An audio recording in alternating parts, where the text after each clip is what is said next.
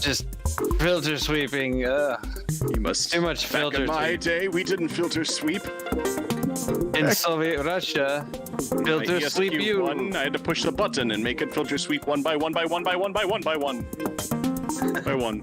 Back in my day, we had to build the filter, do the math and everything. If you're gonna do a filter sweep, it better be your filter you're sweeping. We had two different cones. One of them was our high pass filter. We just kind of put it on top. And the other one was low pass. You just kind of put it away. You kids with your comb filters and your beard combs, flangers. Needs more filters. Everybody Fuckery. needs more filters. If you're gonna use a filter, at least make it be your own filter. Oh, yes. Oh, God. Another electronic musician who's doing filter sweeps. Welcome No, to it's your the family. fucking original. The youth of today with their fast roadsters and their rumble seats. The two youths. Hey, anybody watch Hunter yet? What's Hunter? Oh, it's like a Nazi hunting show on Amazon. Hunters, yes. I've seen Hunters. I've seen the advertisement before everybody's stream so far, but I've not watched it. Yeah. The advertisements, they happen in between Michael Bloomberg ads for me. I don't get any Michael Bloomberg ads now. I will, but you know. I Didn't know that you said it out loud. I got a Bloomberg snail mail ad today. That was weird. Yeah. Really? Mhm. That means he has a computer somewhere that was like, this address wants it in snail mail. Yeah. I also got a call the other night. So it was, the classic number you don't recognize. And I'm like, well, you know what? Let's roll the dice. Whoa, So you're feeling saucy, huh? Yeah. It was kind of like I'm feeling lucky on Google. But so I pick it up you go. and it was a human. The answer right when I said hello, somebody said Wow. hi. And I'm like, okay, well, clearly you're not a robot. So that's good. And they said, we were doing a survey and we wanted to, get some information. I said, all right, you know what? You caught me at a good time. Let's do the survey. And they said, all You were right. bored shitless. They're like, are you an undecided voter? I'm like, yeah, I'd consider myself an undecided voter. I I tend to lean a little left, but I'm pretty undecided right now. And they're like, oh, so you would vote Democrat? I'm like, probably. They're like, thank you very much. Click. Like, all right, well, there we go. Didn't even make their pitch. That was easy. Nope. You were like, I lean a little left, but open to hearing about whatever the fuck you Yeah, want to say I for the left- next minute. I left the door wide open, and they slammed it in my face. Damn. Well, I'm really kind of a top, but I'll bottom under the right circumstances. Mhm. Yeah, you just got to get me there. I mean, just Yeah. like, I mean, just you buy know, me a drink, maybe take me to dinner. Yeah. talk you speak know, to me. Yeah, I smooth me mean, out. but like, if you get me that, if I give you that opening, Right. then that's your chance. Make your pitch. Yeah, run Take with a it. swing. Yeah. Exactly. Yeah, so my advertisement lately, so I do listen to talk radio occasionally, but like not like political talk radio. The Score, because there's a few guys on there that I really like, and Bloomberg started. Here's what I think happened. So Bloomberg started advertising heavily on that AM radio station, and my phone listens to everything I do and then sends it back into the fucking big data crunch, which figures out what other ads to send me. And since it knows that I'm listening Zuckerbot. to Bloomberg ads, the Zuckerbot. So now I start getting served it via like every fucking service, tons of Bloomberg ads, because it knows that I hear like 2 or 3 on my morning commute anyway. So I think it's like trying to surround me.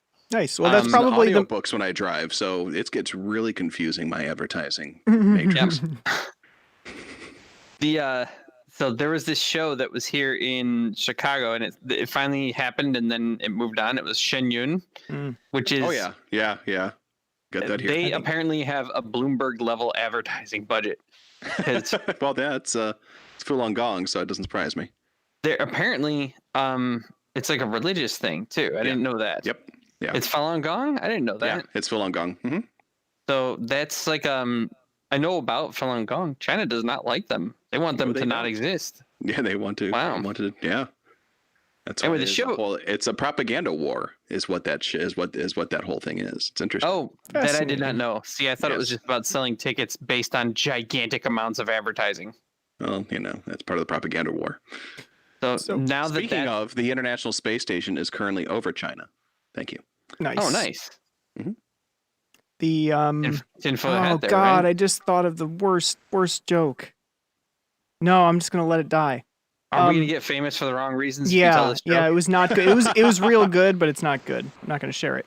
Hey, Blackpool. Hello, Hey, Bridgewater. BP, what's happening? But okay, so on the topic of listening to podcasts and having it confuse you, I think I never thought about it until you said that. But my advertising stream has kind of just died. Like it just kind of stopped dead in its tracks. And Really? I think it might be correlated with about the 5th episode of a podcast called The Portal, hosted by Eric Weinstein. Oh yeah. Yeah. So maybe give that a try. Just So put wait, that what on happened? repeat. What happened? I don't understand. When I started listening to that podcast, sometime shortly after that, all of my advertising kind of just went stagnant. Like it just stopped in time. Like this is as far Like- as it goes. The world just like stopped advertising new things to you. Yeah, like still I can getting, go to like, whatever Amazon, was- I can type stuff into Google, nothing changes. It's still just the same ads over and over for like the past 3 months. Nice. Paul Ray, what's going on? Long time no What's see, man. happening, Paul Ray? Thanks hey, for the Hi, follow. SenseNet. And hello, SenseNet. And also Zyla. Thank you for the We got a raid. bunch of good people watching. And Blackpool. I mean, all the kids are here.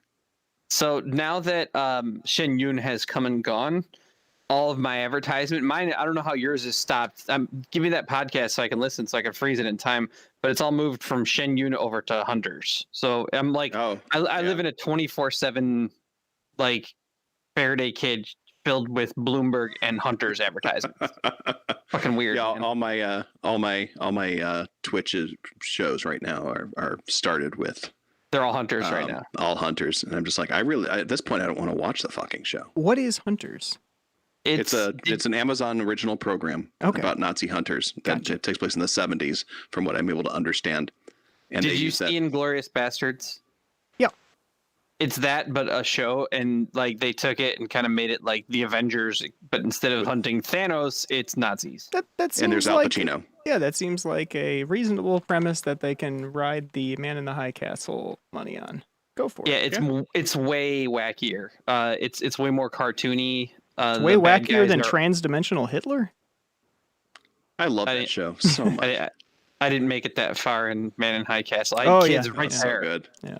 I had kids right there, and it became hard to watch stuff. So you're telling me that there's a trans-dimensional Hitler if I just stick with it? Well, yeah, that's I mean, a spoiler. That's like an advertisement. Trans-dimensional Nazis. Yeah.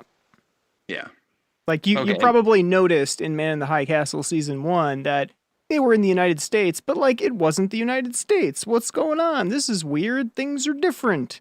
I kind of figured it was fiction, but yeah. Well, it is fiction. It's Philip K. Dick, which means it was lots of paranoia and probably a lot of speed. Mm-hmm.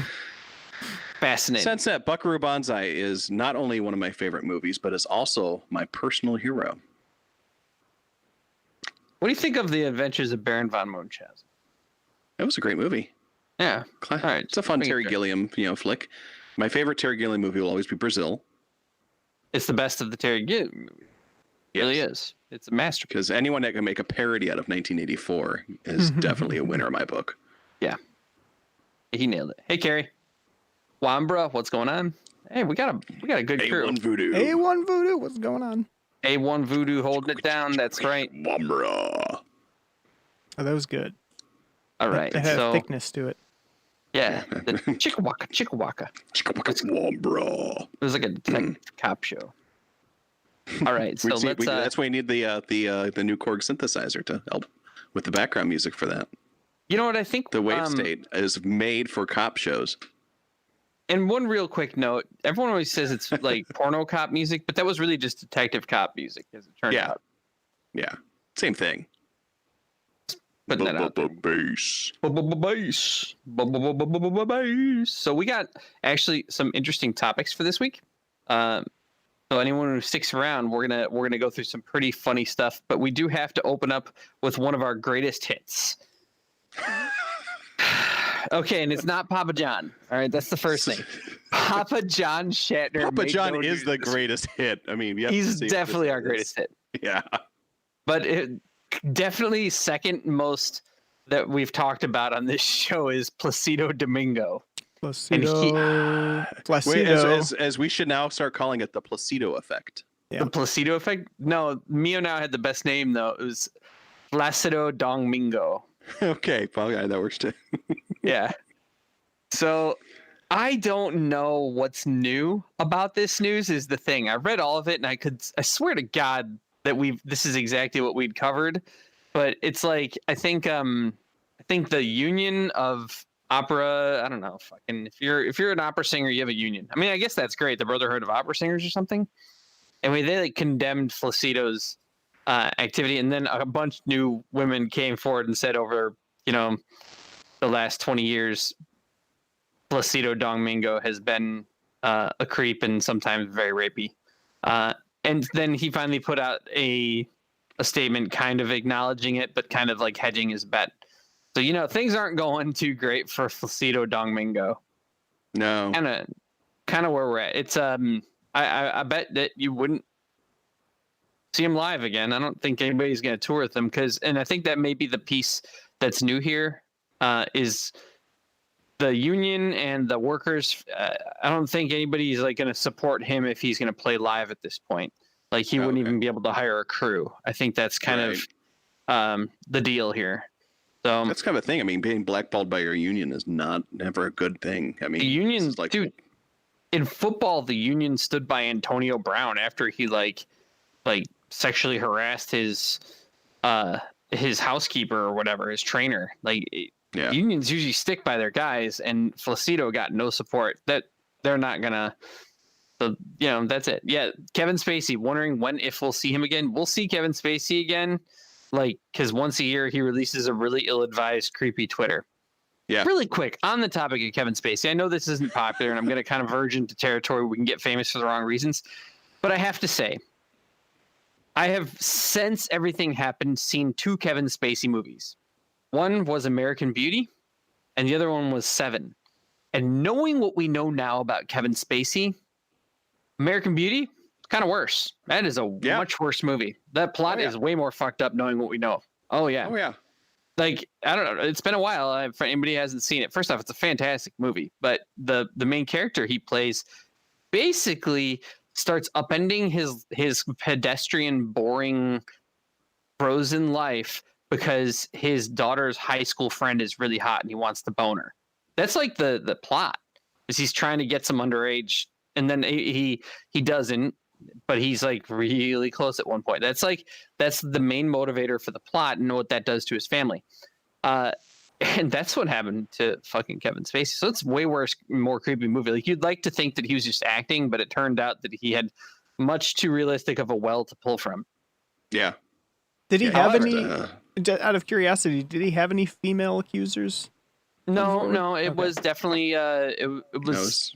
Yeah, that wasn't a female accuser, but there was underage accuser. Anthony So it was Rapp. more of a transposition of reality. Yeah, it Okay. was. It was. I mean, there was some details changed, but the darkest part was definitely the whole underage piece, and that's where he went. To me, that's dark. Yeah, House Yeah. of Cards, super creepy since that. The House of Cards. Dave Chappelle had a joke that if only Anthony Rapp would have just stayed quiet for another 6 months, he could have learned what happened at the end of House of Cards. Dave Chappelle's the only person who could tell that joke, and it's like, okay, you know. I didn't even watch the final season of House of Cards. That's like, fuck, be too weird, man. All right. However, the movie Seven is actually better knowing what you know about Kevin Spacey.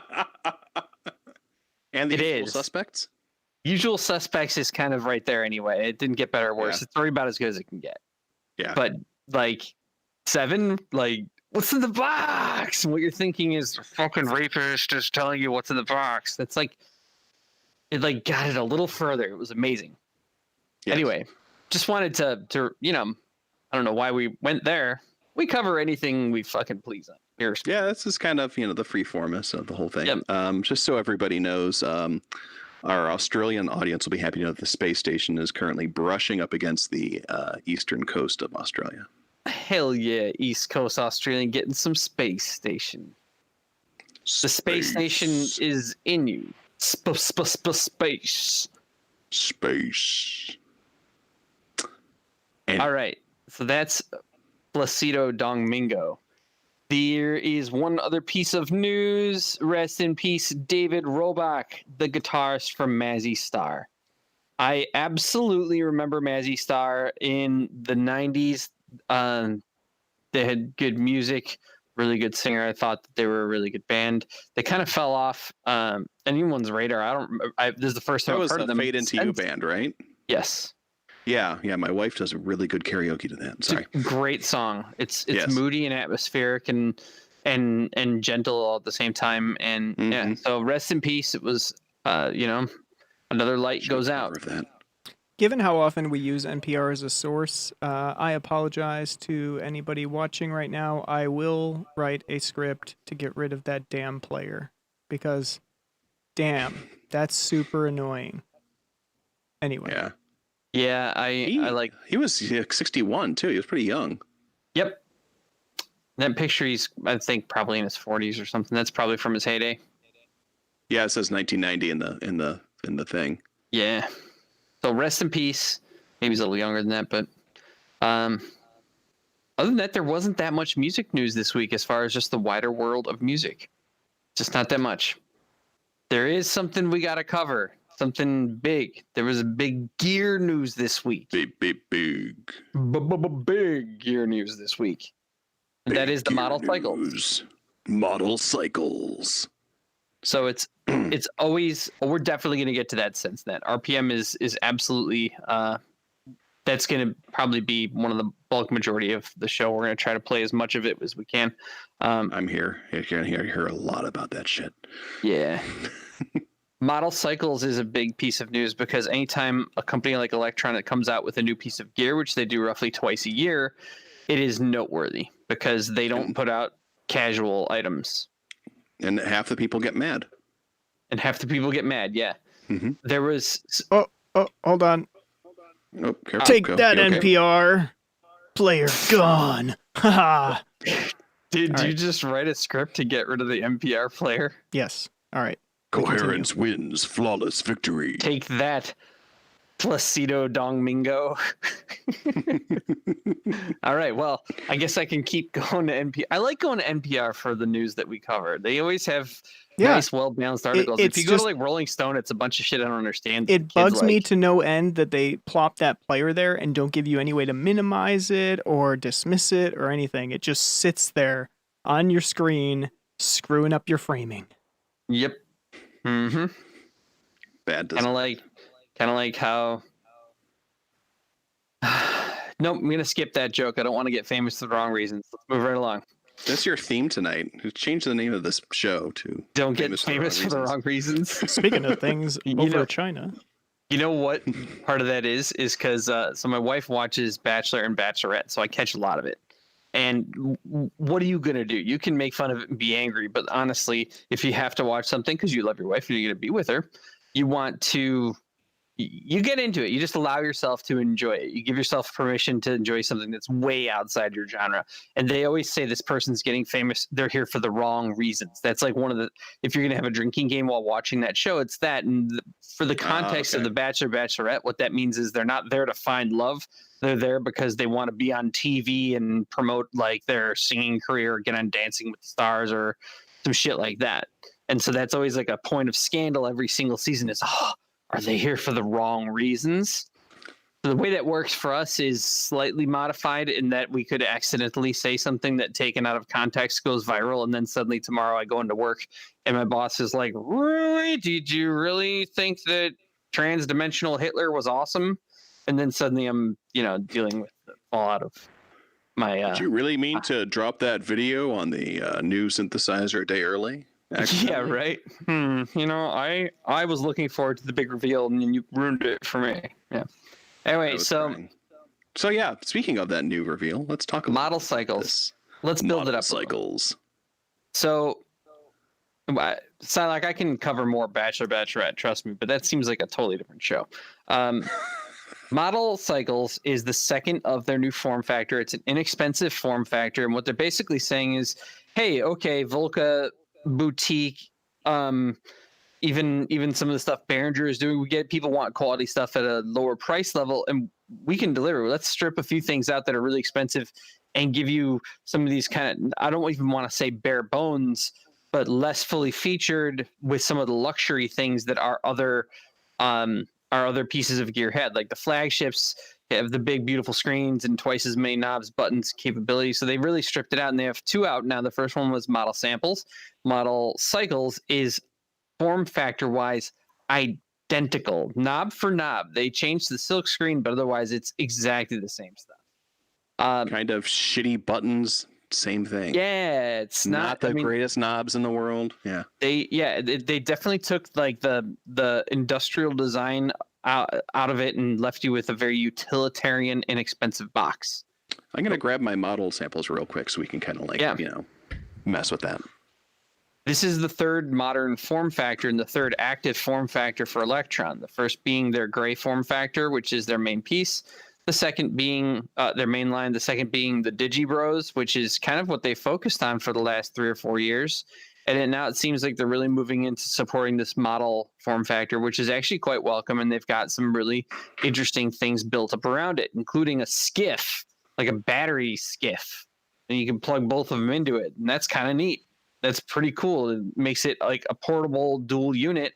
And if you wanted to play out but have a quick unit that you can easily transport, it kind of puts it all together for that. So these are Electron products. They have the Electron sequencer. They have Electron tricks all over them. And that's a point of contention that people came up with. And we're going to have to get into that. But yeah, so that's a model samples. The model cycle looks exactly like that.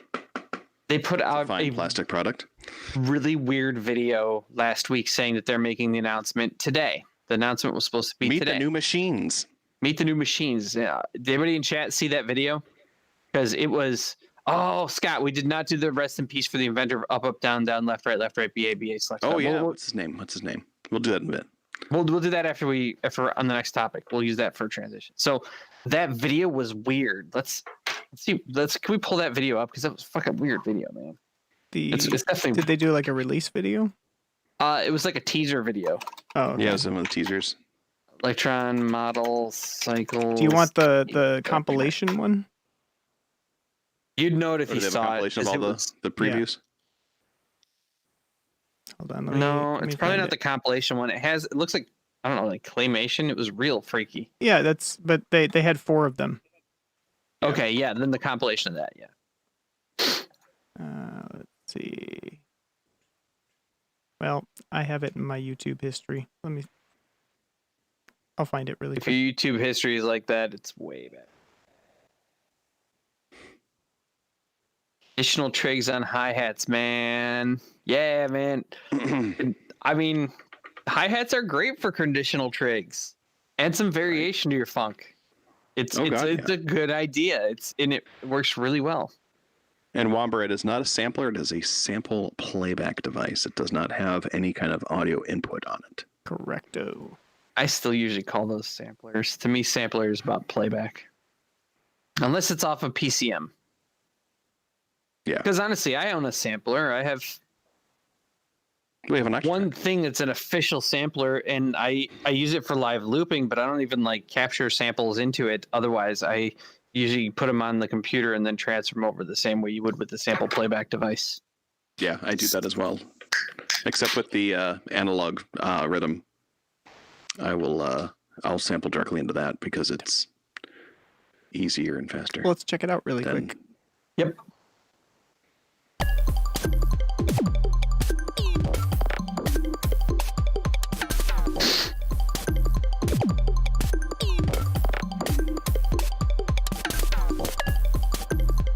I really want to sound like Panasonic when I play this thing. Panasonic the Hedgehog. Hey! That was such a dumb joke. Sorry, everyone. Yeah, those Go little sit down. symbols make sense now. Those are the machines. All will be kind of explained. Kinda. All right, so this was a really weird. So this Review really campaign. quick. This form factor is what I expect a Swedish company to make. This thing looks and feels like IKEA furniture. I mean, it's not press board, but I would imagine if it had end cheeks, they would be press board. Like, hey, when you bought it, did it come in like a tiny box that weighed 50 pounds and with some really rough assembly instructions? All it had the picture of the guy like doing this, and then like the phone call, and Jake on the other end, telling you how to do everything with it. Jake, he personally explains to everyone how to install it all. Yeah, it's pretty much. Yeah, I mean, But but it's that's kinda the weird point. because- It's supposed to be inexpensive. because I mean, of the three, we're all Electron users. At least, I mean, not everyone that's listening, but we all know like the buttons have they're clacky. They sound cool, and the those knobs Kate are really like switches. really smooth and like and pretty. This is the exact opposite. Like the knobs are kind of a pain in the ass to turn, and the buttons are like squish mush. That's the technical term, I believe. Correct me if I'm membrane. wrong. They switched from the mechanical to the membrane. Oh no, they went Yeah. to the membrane. Well, not full membrane. It's not like the Alpha Juno or something like that, but it's similar. The little track number pads definitely feel more like the analog rhythm drum pads. Since that, we all know you're about to say, "Oh, A Bridgewater got to you first." Say it. Insane. Yep. Thank you. Okay, good. But yeah, at the same token though, there's like almost no menu diving on this thing, which is also unheard of in an Electron device. Yeah, part of the Electron way is a tacit admission that you're going to have to do some menu diving.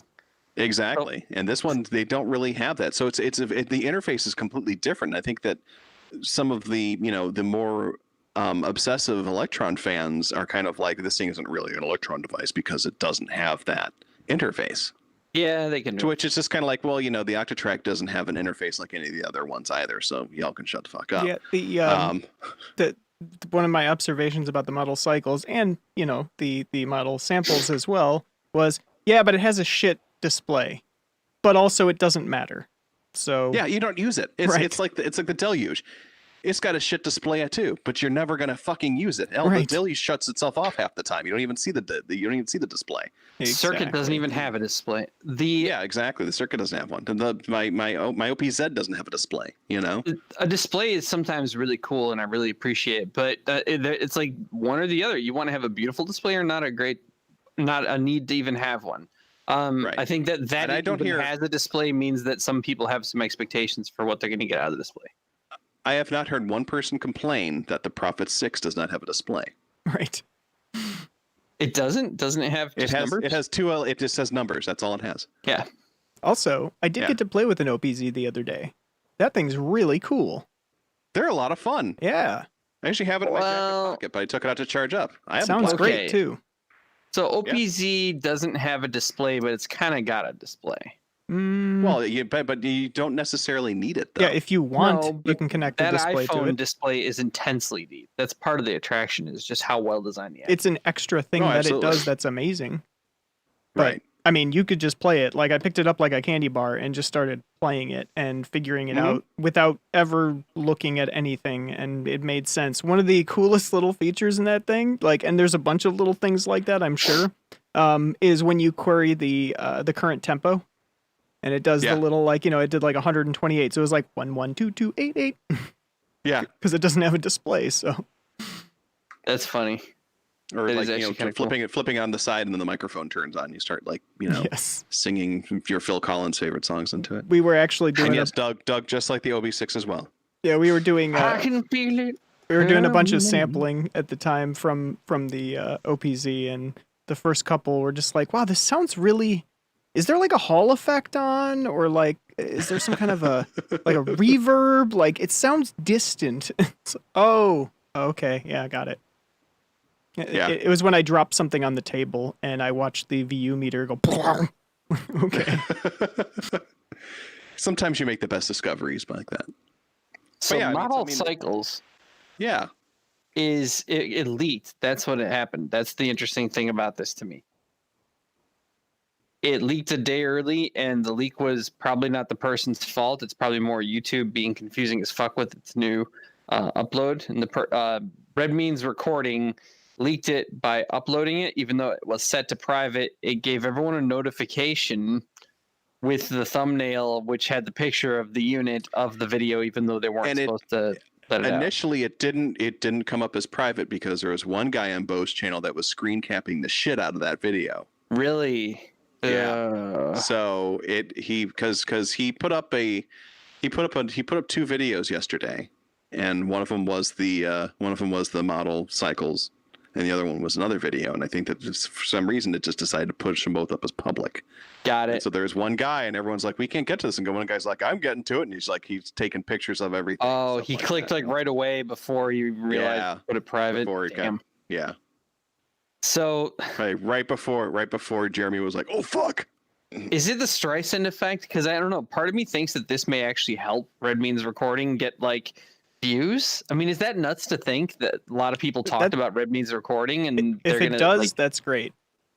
Because Yeah.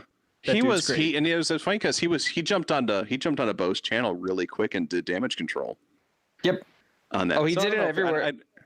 Yeah, he was all over the place doing it damage didn't control. make a He difference killed on Electronauts though.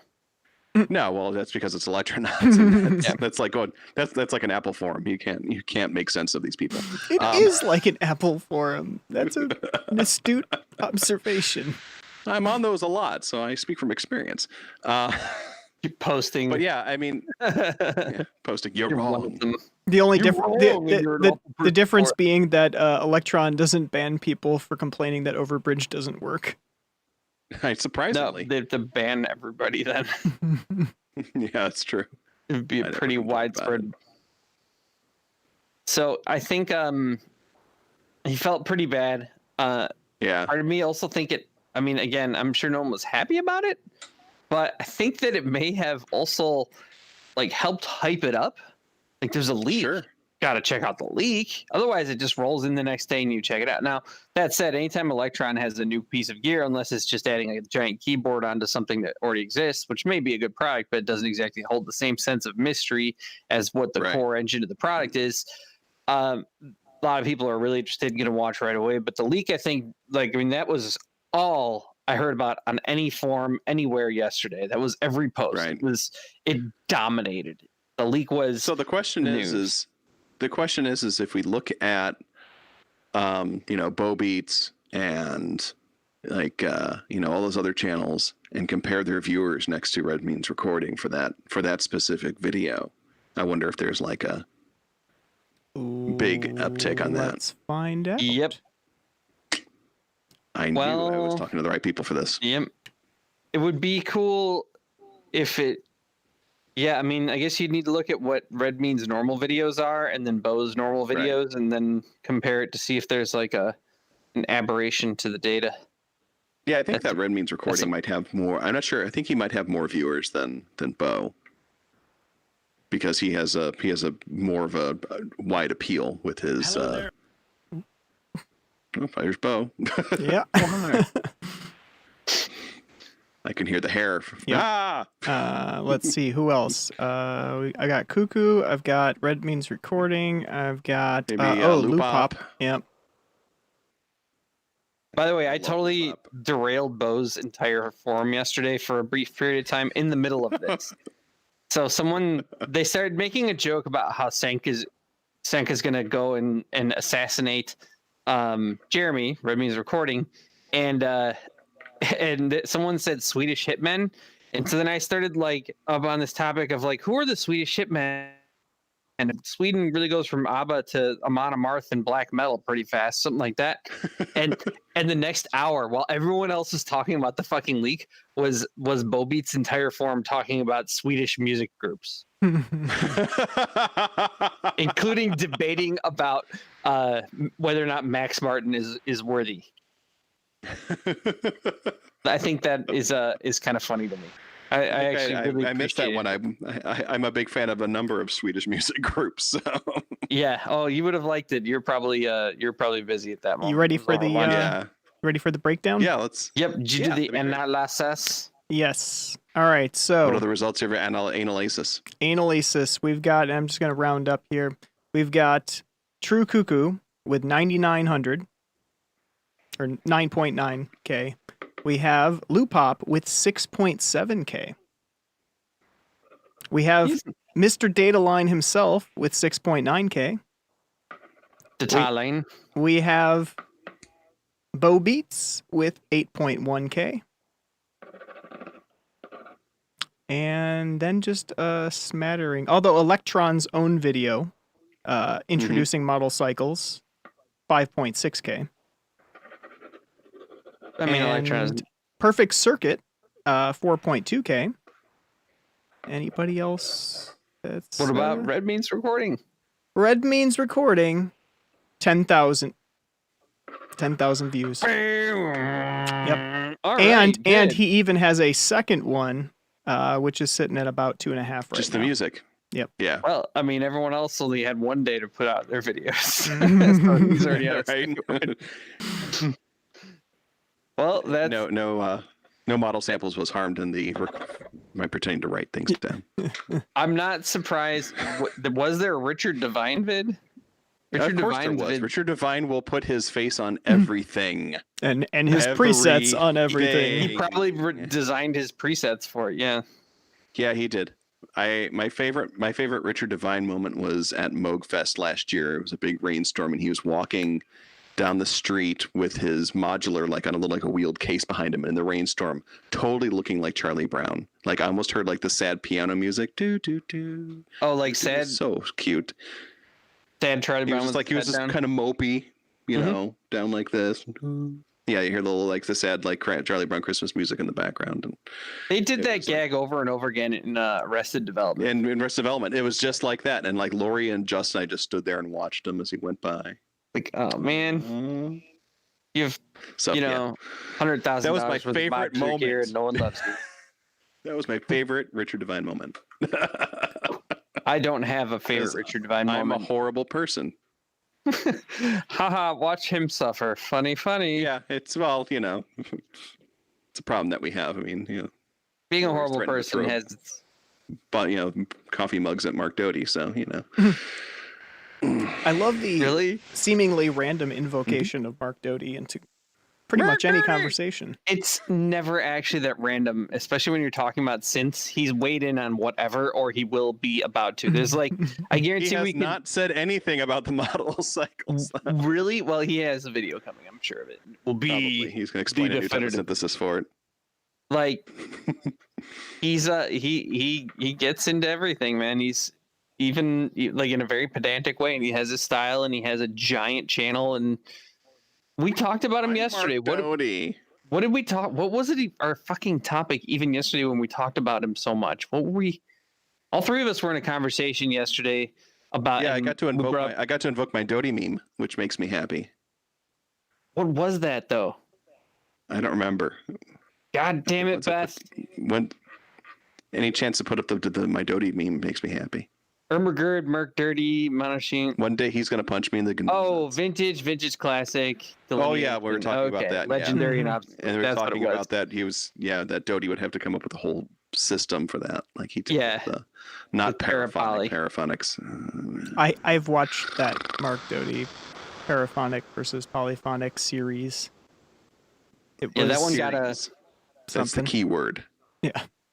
He did a series. He will not shut the fuck up about it. Yeah. No, dude, it's I'm actually counting now. I guess I didn't watch even a fraction of it because it's 16 parts. Wait, what? On the parapoly? And I'm not gonna. And okay. Mr. Basic, I'm not saying I disagree or agree with him, but it's a presentation that just makes me want to strangle every single chicken I've ever met in my life. Here we go. Part one. With every. Oh my God. The introduction. This is called A History of Polyphony. Part 1, introduction. Part 2, definitions. It's important. It's a 10-minute video about definitions. Part 3, the telharmonium. Part 4, the music of the lamps. Part 5, gotta go over the telharmonium in excruciating detail. Yeah. If you're gonna talk about Part 5, the polyphonic concept. That should be a band right there. I love this. I'm sorry. It should be like the sequel to the Polyphonic Spree. I love it. Then we have part 6, the Warbow really quick, Formant. The model series are not sharp edge, so you cannot slit your wrist during these moments. Yep. And I assume that they're probably not weighty enough to be blunt instruments either. As weapons, they don't even come up, in my opinion. I just don't think. No, these are nothing. Part 7, Hammond really synthesizers. And I'll note that he put synthesizers in quotes. Part 8, Paradigm Shift, the RCA. Part 9, Setting the Stage, the 1960s. Part 9 is going back to the 1960s. I mean, this is thorough. It goes deep. Well, that's what part. Some people don't like that, and sometimes I think that it's amazing that someone did that. Yes, it's pedantic. We're not done so yet. Hysterically detailed. All right, keep going. Part 10, The Dawn of Modern Polyphony. Ooh. All right. Yep. Part 11, Last. Part 11, The First Modern Polyphonic, the Polymoog. Part 12, The Modular Concept in Polyphony, Oberheim. Part 13, Okay. Should watch that one. Multiphonic Homogenization. That's right. That's Part 14, my first porno movie. and this is where things get dirty, and you can tell because these go from like Hold on. five to 8. Homogenization is like that's the voice card thing where they each have their own filter in it, but the filter is articulating the same way, but it is still a different filter. So all the videos up until now have been between 4 and 8 minutes, and then we get, except for the definitions. That was the definitions. Yeah. But this one, part 14, paraphony. 16 minutes and 24 seconds. Oh my God. That needed some exposition. And then part 15, modern nomenclature. Nice 6-minute video. And then part 16, conclusion. And that's like 2 hours. 3:38. Not too bad. That's not bad. What's interesting though is that's a lot of Doty. Yeah, I think he used the exact same picture of him in part 1 and part 16, which was good for the consistency of the story arc. No, they're different pictures. Maybe just makes loops that and it's just a like lot. I was Maybe curious. like at the end, he's kind of like, ah, and then at the very end goes, ah, and so that way just All like right, I need to dig together. into this really quick. I need to know. So I'm you'll not never going to watch it. I just want to see a picture. Is different. Okay. Those are different pictures. So, She just always is observe the hair and the beard. I just want to see like how much time passed between these two. Oh, And at NobCon, he had a totally different hair. yeah, it's about the same. He's So this might have just been Eagles. one sit down. that was his. I study the Doty hair whenever I see him to figure out what stage he's in. That was Honestly, that was looking for a prom date Doty hair. I think it's awesome. I think that series. I'm gonna watch those. I think it's great. I do, however, still think he got it wrong regarding modern usage of language. Well, People hold on. refer to poly one way and paraphony another, and What?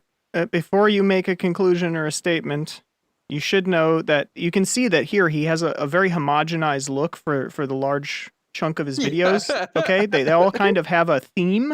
They're all unique themes, but they're themes that span some time. But there's one that stands out. You see it? Yep.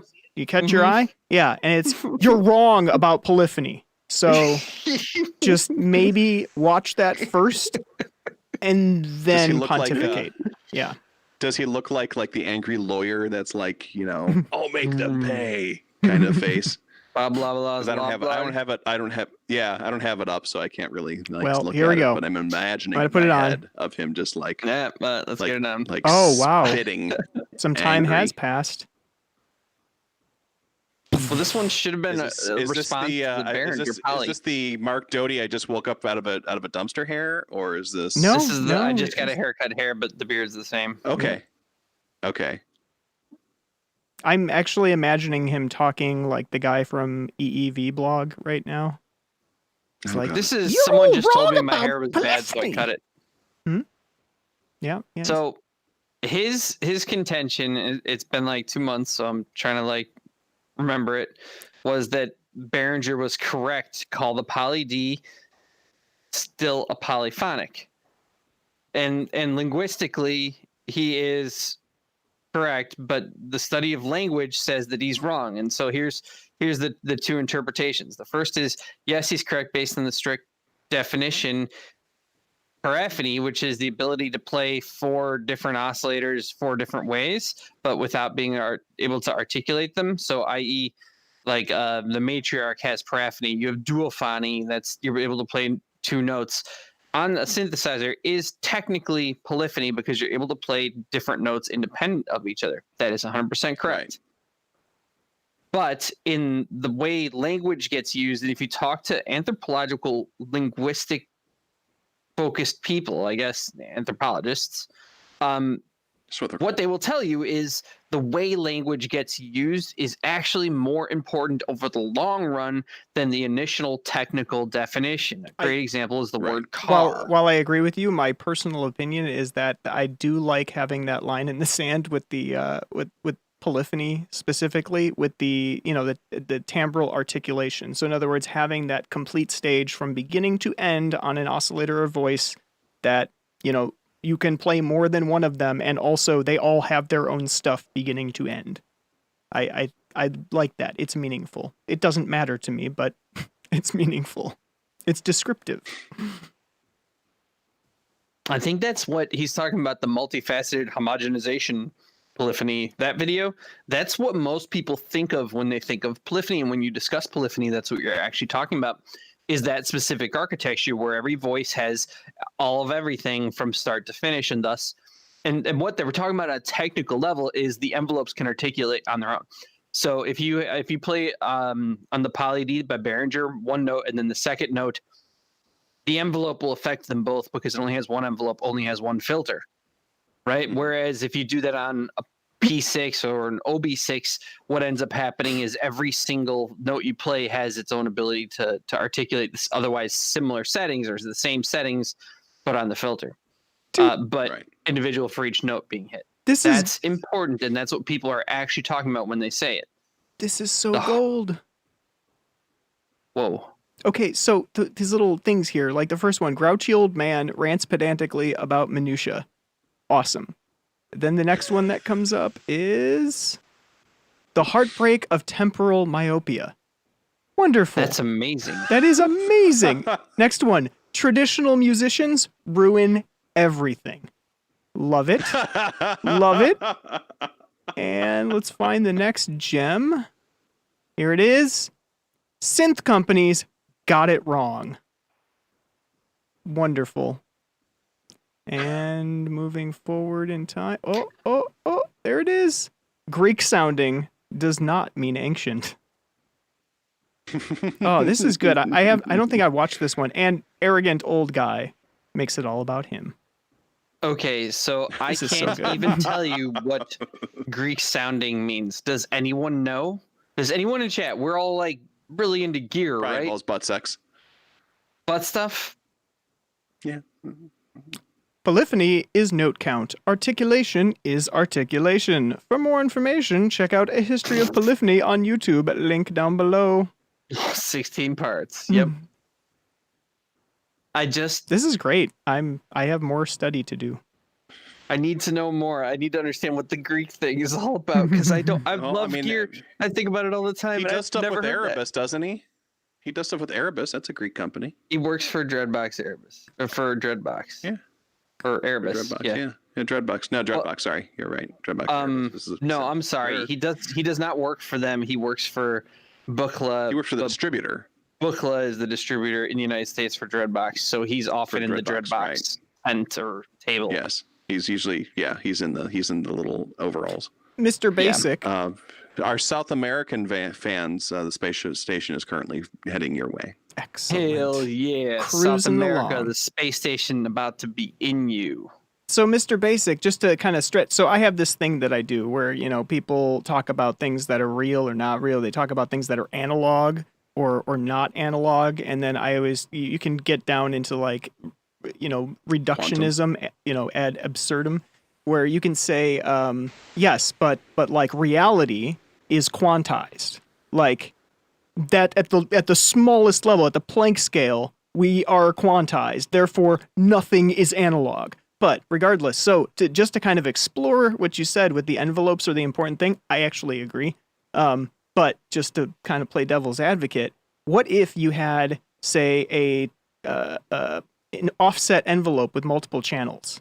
In other words, it was one envelope, but it operates with an offset. Maybe it has a fifth knob. It's an ADSR O, and the O can actually spread that envelope control to multiple oscillators and multiple analog signal paths.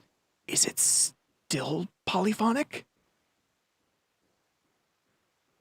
Well, apparently, Stopped caring. fucking no. Yeah, Jesus Christ.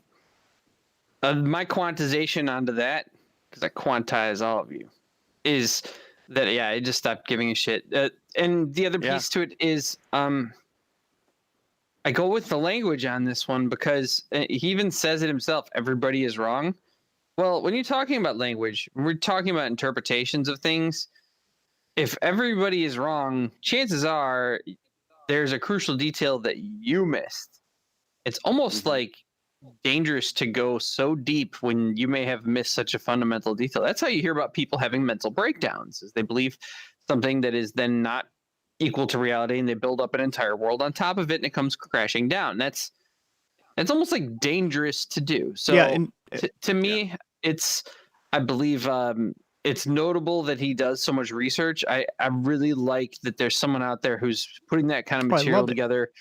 Even though I don't necessarily agree with his conclusion on this one. I get it on a strict technical level. He is 100% correct, but the way people actually use the term has for so long dominated the discussion that it no longer matters. No, I'm that crazy on certain topics, so I can appreciate his crazy, and I might enjoy it from a comical standpoint. But at the same time, thank you for doing what you do. And yeah, Mr. Basic, it's just a thought experiment. That thing doesn't exist yet. It's just one of those things like test those edges and find out what's acceptable and what isn't. It's kind of diving back into like the Dawless thing, which is hilarious. Continue. I feel that I feel that a lot of this stuff is just kind of like, well, what else is going on? Is there anything else going on? Or Okay, you just want to talk about this. To me, Okay, it you're gonna was keep talking. Okay. everyone played And after a it while, into it's like Uli's after a hand. while, it's like, okay, this is the hill that you want to die on. Okay, you can do that, but we're gonna go over here and Yeah. play with gear. As long as And you have fun. fill, if you want to fill some of your downtime with that kind of conversation, that's great. You're interested in the Sure, topic but and you want to dive deeper, but just 16 parts is not filling Well, in your free time. if you have this your has become a full-time obsession. you have your wheel of cheese that is all of your time, and as soon as the amount of time you spend like forum flaming goes above like say 25% of that wheel of cheese, it's time to rethink, focus on the music. Yeah. But no, I'm Yeah, not have some indicting fun. Mark Doty with that Go statement. outside. That's just more general. Yeah, I can't either. I actually think that putting out 16 parts of empirically researched academic level on a topic I love, I think that's absolutely fantastic. I just think that sometimes it's then, I mean, to a worm in horseradish, the world is horseradish. He's so deep into it that he kind of missed that perhaps something very important had changed in the usage, and he kind of staked his claim and Right. on this one. And the other problem is it fed the Uli cycle, the poly D thing. Uli straight up Right. knew what he did when he named it the poly D. He knew this was going to be a topic of conversation that was going to drive tons of clicks and tons of interest in his product. And this was just more participation in that. Right. And if you remember the you're context, absolutely right. And the historical research was important, but the difficulty is that no matter, and I get this with like a lot of things, is that once people start interjecting their opinions onto the history, is when their research becomes opinion, and that's just it. that is somewhat problematic. That. Yeah. And when you say something like "everybody is wrong, here's the truth," right? Then you're that's getting not into how that this turf, works. man. Yeah. Yeah. Yeah. If you're doing a I documentary, read a shit watch ton of history. It's one of my favorite subjects, and every Ken Burns documentary has zero conclusions. It is a strict reporting of just exactly verifiably what happened and then what happened next and cause and effect. And he removes speculation, and that's why his stuff is so good. See, I want right. No, absolutely. I want the opinion. Just don't conflate it with the history. It can be a commentary, right. Absolutely, or right. an evolution. He could have done a 15-part history of polyphony, and then 6 months later he could have come back and said, "And here's why all you motherfuckers are wrong. Based upon my historical research, this is my opinion." Instead of sticking it into the middle of this history, therefore kind of nullifying the whole thing. I haven't unfortunately seen it all yet, so I can't comment. But if that's how it played out, then yeah. Yeah, well, there's one part that says you're all wrong. Yeah, that's well. Apparently, according to my YouTube history, I watched the first 5 parts. Oh, almost. I watched a little bit of the 6th, and then looks like I fell off. That was where you had that's where you had enough. I would honestly probably watch all those if I had more. I think I will watch them all now. I like this rekindled it in my brain. I forgot that this existed. I didn't know that this was the Mark Doty that and then we can discuss discuss it on the. Maybe we can watch a breakdown of his breakdown. Yes. No, we have to do a 16-part series breaking down. Oh, we totally should. His 16 parts. Let's do a 16-part series about Mark Doty from his early years working at Paisley Park. That would be hysterical. That would be that's when we start to veer into chipmunk territory where we're trying to build, where it seems like we're building our name based on established YouTubers. But I don't know if we should or should not do that. Just as a little note, he's got an 11-part series on the CS15. I'm probably going to watch that also. There's 11 parts. His Prophet 6 videos were really good too. And his OB6 video is awesome. He's got exactly. I mean, he's got 10 parts on the 11 on the monologue. I'm also going to have to watch that. A bunch of them on monologue is a 1 knob per function synth. How did he get that much juice? I'm fascinated and need to know. That's almost the main reason to watch it, huh? And he's only got one video that's 12 minutes long on the filter. So, oh my God, these are all like 10 to 15 minutes long. One of them is 22 minutes long on Sync and Ring. Yeah. Amazing. Yeah. Yeah. He's actually kind of awesome in so many ways. Yeah. I mean, a 10-minute video on the EG for the monologue, it's 2 knobs, but that's awesome. I need to know. It's like Do you want to know AD, more? right? All right, let's get this back on track here. Model cycles. So anyway, the Sorry. gulag. I totally went to dragons into that. I'm sorry. Like, as long as we're talking about personalities, can we just take a moment to appreciate Bo's haircut? Looking fab. He's got a good haircut. His hair grows really quick because that front, like he's got like that Johnny Bravo shit going on. It's the Swedish thing, that and I popped up really quick. I might get famous for this, but I mean, we all know that like American 10 is like 5 in Sweden, right? And that goes for male or female. One knows that, right? Pretty good. Pretty, All right. pretty good. No, it's Yeah, a his hair does look good. Mm-hmm. decent sweater game. He also always looks like it's Christmas. The sweater game's again, been the picking up obvious- lately. Even in thing. the summer. I saw And- that one with Cuckoo and Heinbach. And it's like they were rocking some sweaters. Oh yeah, their sweat. Yeah, my God, they had like the ugly sweater contest. Mm-hmm. Dude, Heinbach's sweater was and Bo's was. Holy shit, that was they took the sweater thing pretty dark place there. Yeah. Yeah, Like they mugged Bill Cosby. not that bad. Speaking of rapists, that's like what the third one on this show that was covered. Bill, Oh Kevin, my God. and Placido Domingo. If we cover all R. Kelly, we'll man. hit for the cycle. All right, so model samples leaked. It's out now. What do you guys think of it? I spent about an hour listening to a video on it. I'm excited because oh my God, I get to buy another Electron gear. I don't have now. There's one I don't have. Yeah. Shit. What am I gonna do? I'm 100% gonna get this one because I'm gonna buy it. Oh, it fills a sounds niche. good. Yeah, and it sounds great. It does not fill a niche for me. I might still end up with it because it does sound great. But and you're I'm looking not at the Digatone. I'm always I love gear, so I'm always looking at a lot of things. But I am Sure. well aware that I have an analog overdose going on back there, and I love that. That's why I do this. The thing I love the most, Sure. and it's not even close, is analog synthesizers. That's the gear that I have a full blown love affair with. I have an MC 101. That's the only that and the TR8S. Those are my only digital units, unless you count the sampler.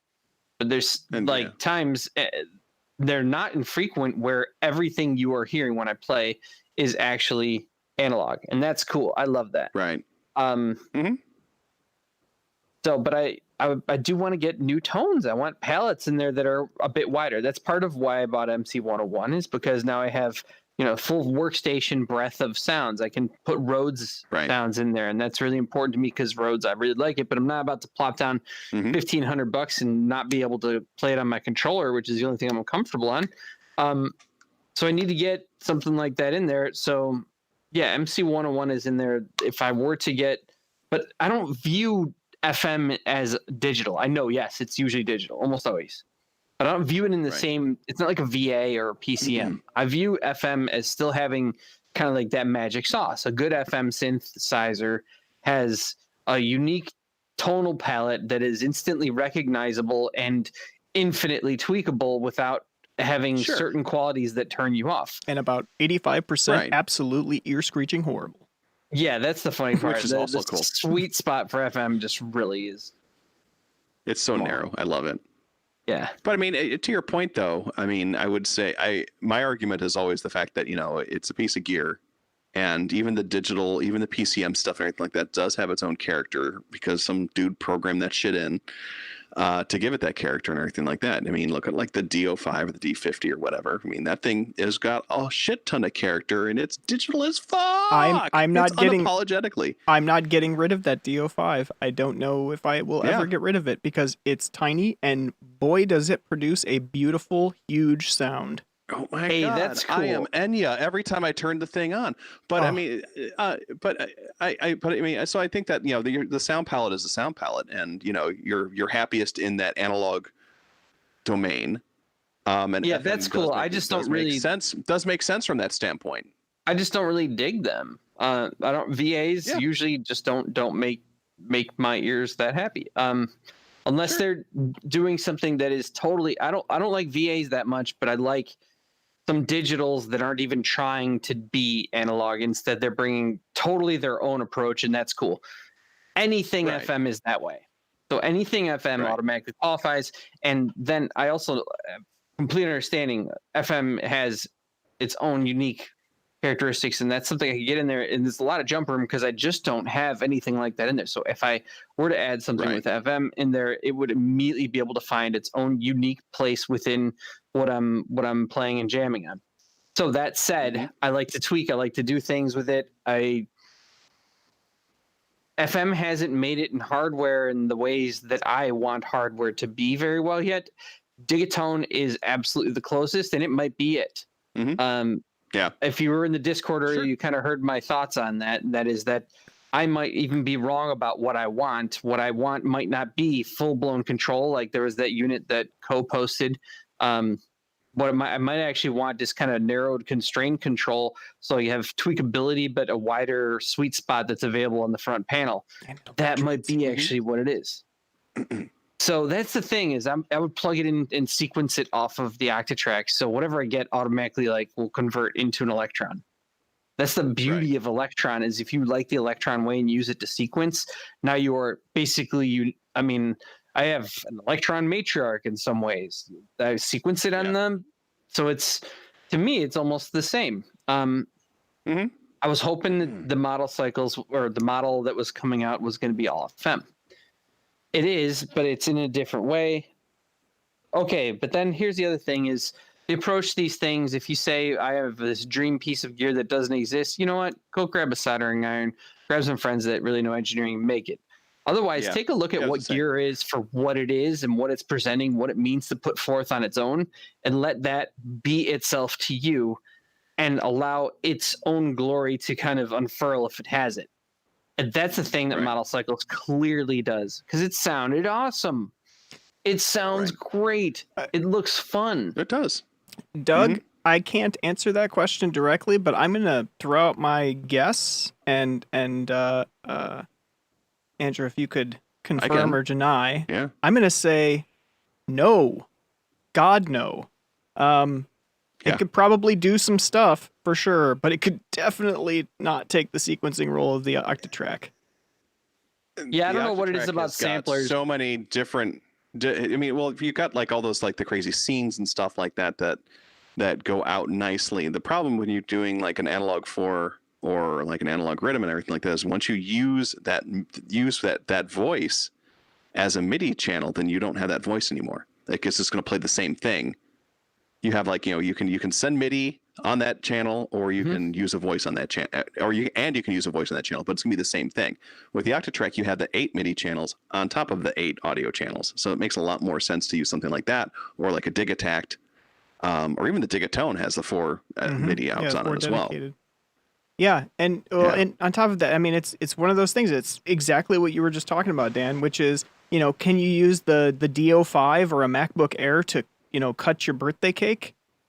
Yeah, you can, but don't. That's the thing with it. Oh my God, that's I think the only thing in the history of Electronauts that actually made me a little crazy was people like, how come the analog units don't have awesome MIDI? It's like they were sold that way as analog. It's right in the name, analog. Like did you miss the giant flyer that said analog? Like, why do you want your machine to do things that it was not intended to do? And God bless them, Electron gave you that. So cool. Now you have the ability to lessen the device that you just bought, in favor of a little bit more utility. Cool. Yeah. So I'm not sure why this is, but it seems like fully featured sequencers are almost always, if they're paired up, if paired up with anything with sampler, rather than like with an analog synth or with a FM synth or drum machine. It's like you get those, they are the synth, they are a drum machine, whereas your sampler is also your sequencer half the time. I don't know why. Maybe it's because of like the heritage of Akai and the work that they did, that they kind of married the two, and that's how everyone likes it. But if you think about how a sampler works, it kind of makes sense, right? Because you're working with these little discrete sound units anyway, and you need a way to like play those discrete sound units. Sure, you could just have a keyboard and use it as a voice, but sequencing makes sense. And I think, yeah, you're right. There's probably a lot of historical context there too, but I think the two really go together well. And you're right. It shows up everywhere there's a sequencer. You look at the Pioneer units, you look at the Electron units, you look at the Roland units, any of that. Sequencing. Yeah, they're it's always part of the right next to heritage each other. or part of the DNA of samplers. So and Doug, yeah, you can. You could distill the Octatrack essence into a model track box, because MIDI is MIDI, and it all works the same. And so your scene switching and stuff like that does the same stuff. The same tricks will work. There's a subset the essence of Octatrack is the Electron way that people have heard about. And so to me, what the Electron way is, basically, it's like this. People started a company who really liked the Roland 909 and the 303 and said, what if we like let you step sequence fucking everything? And so here's a ton of menus, because in order to access everything, you need to have a bunch of menus, because everything is a large quantity of things. And so literally it's just the 909 sequencer that can apply to every single thing. Everything. You want to automate your pan that way? Great. That's the Electron way. Every single thing is sequenceable via step sequencer. You can also play stuff in if you want, but then it then resides as a step sequence. Yep. And you want to do blocks, and that's a cool feature of model samples is presets. You can now change presets based on that everything. They even said, like, you can't do that on Octatrack because it doesn't have presets, but you can now do preset sequencing in the same way that you would sequence a 909. And you can that's the Electron way. Right. Or the same way you would sequence multi-sampling into the Octatrack. Yeah. Yep. And you can do that, say, for example, with the Digitone as well. Like, you can just have it modulate the patch that you're using per step. Yep.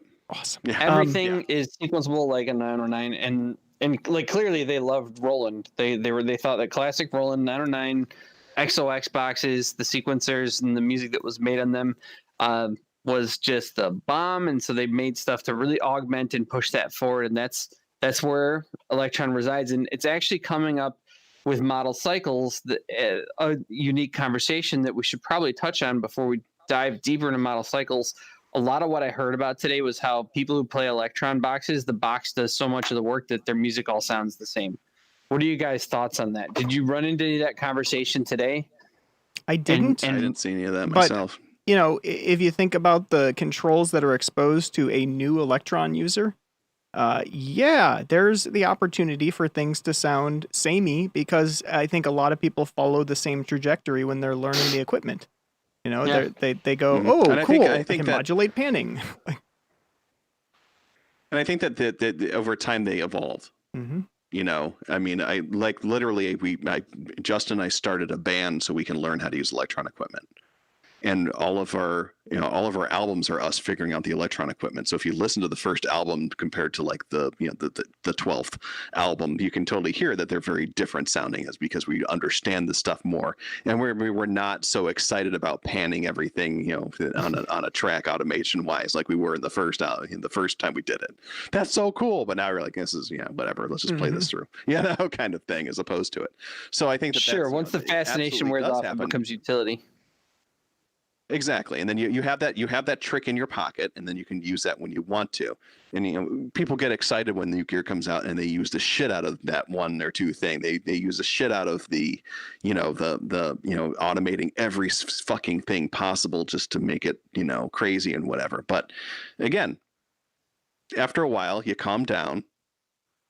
You use that tool when necessary, or you don't, and you're just going to be insane. But I think that even if you watch like Bo Beats and like Jeremy and like all those people, you see that over time, as they use those gear, as they show videos of that gear more and more, it becomes more sophisticated.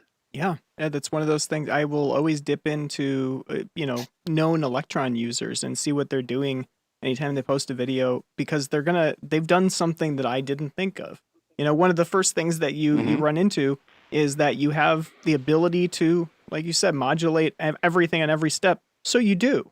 and then you kind of get a little bit Right. more focused, but you're still using all the steps because you know what? I only use the 1, the 5, and the 9. You know what? I should put my open hi-hat on this same track to conserve tracks because I can. And Right. like, but then Right. after a while you realize like, wait a minute, there's actually some magic to like playing this note and having the release go really long, like maybe like, you know, Mhm. 10 bars or something, and then have it only repeat every 1 out of every 8 passes through the 64 step sequence, creating this, you know, atmosphere that kind of evolves over time. Like, and then you keep Sure. going and keep going and keep going. And yeah. Yeah, and it is that and what I dug about, especially the Octatrack, and Dan, I'm sure you felt the same way, as you get these like oh shit moments when you're like, oh, I didn't know you could do that with this thing. Yes. Now, granted, it's mostly because I Yep. really hate reading manuals Yes, and that technical too. guides and stuff like that. But even like just like if I'll stumble across it, there's still those eureka moments where I'm just kind of like, oh, that's so cool. And I look up at the manual and it's like, oh, it's not in here, or it is, but it's really, really poorly worded. Yeah, it's obscure. There's a lot of stuff in the Electron manuals that are just, they're obtuse. I mean, one of the most common, or the one that hit me the most was the concept of sounds, or the concept of what do they call it? The pool on the Digitact. Like, Pool, yeah. I'm just like, Yeah, that's What? like on the Octatrack too. Yeah, yeah, the what are sound you pool. trying to Sample tell me? yeah. Like, I don't get it. Yeah, Yeah, they have some of their original yeah. They use language. that on the. You just got to kind of get with it. Well, it wasn't even a a terminology lot. thing. It was like a workflow thing. I'm like, I don't understand why I Yeah. would ever do any of this stuff. And it actually took until I got the Digitone for that to make any sense. Because on the Digitone, they won't Mhm. just let you read anything from anywhere because it's not just samples. And so if you wanted to have Right. like more than one patch or voice or something switch within a single track, it had to be loaded into that sounds pool, which was a different thing. That's Mhm. like, oh, this is loaded into memory and it's different and it's its own specific copy. And like, okay, now I get it. I think I've Yeah. used a grand total of 2 different pools on Octatrack. I just keep building into the same big one, and I haven't yet hit like the, I just the limit. Mhm. that's what I do. Like I just buy a bigger card, and I just shove it all into the same pool, because when we're doing the live thing and it's all improvised, it's just I'm not going to pre-select that shit. I'm just going to grab what I Yep. need at that at that And moment. if I need to build up like a fast set, so I need like the 20 samples that I think I'm most likely to use, I'll just arrange them into a folder inside the pool. That way I know exactly where that stuff is and I can go grab it at will. Roger Psylocke, that, you're like- Zylock. Thanks for the cheer. Thanks for Thank the you so cheer much, and thank you Psylocke. for hanging out. And good luck in your record search. Indeed. I Enjoy wanted to your address bass. the thing that Doug said regarding really the- quick. Yep. Really quick, Go. The space station is approaching Portugal. Right now. Portugal. Okay, yeah. Nice. Ooh. Kind of like how Kevin Spacey approached kids, Hey yo. Yes. whether So- Portugal likes it or not. Look at you. Regarding the model at you. track, or a theoretical model track, I would love that more than anything. That would be the coolest little utility thing to have. I would just postulate that they probably won't go that route unless they're kind of out of ideas, simply because the market for it is much smaller. That's a harder thing to sell. Like to Electron, people who already follow the path of Electron, sure, that makes a lot of sense. But then again, if you have an Octatrack or Digitact, like, does it have that much utility? But I could find a use for it, but I think I'm probably in the minority. I don't think they're going to go I feel- do a model track. I think I feel that like it model would be samples kinda kind like- of is it. I feel like it would be the Korg Volca mixer.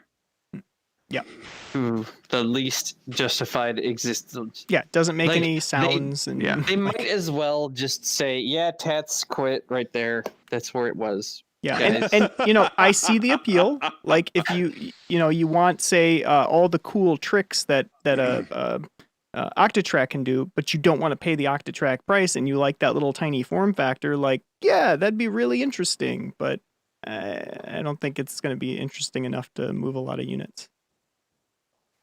So Yeah. let's. And I think that the model boxes, they seem to be just literally just saying we're using the exact same There's layout. no new design. Good Yeah. on 'em. We're giving a different color piece of plastic because we have this setup. It's cheap to build. You know, we just had to put a different coat of paint on the thing and call it a day.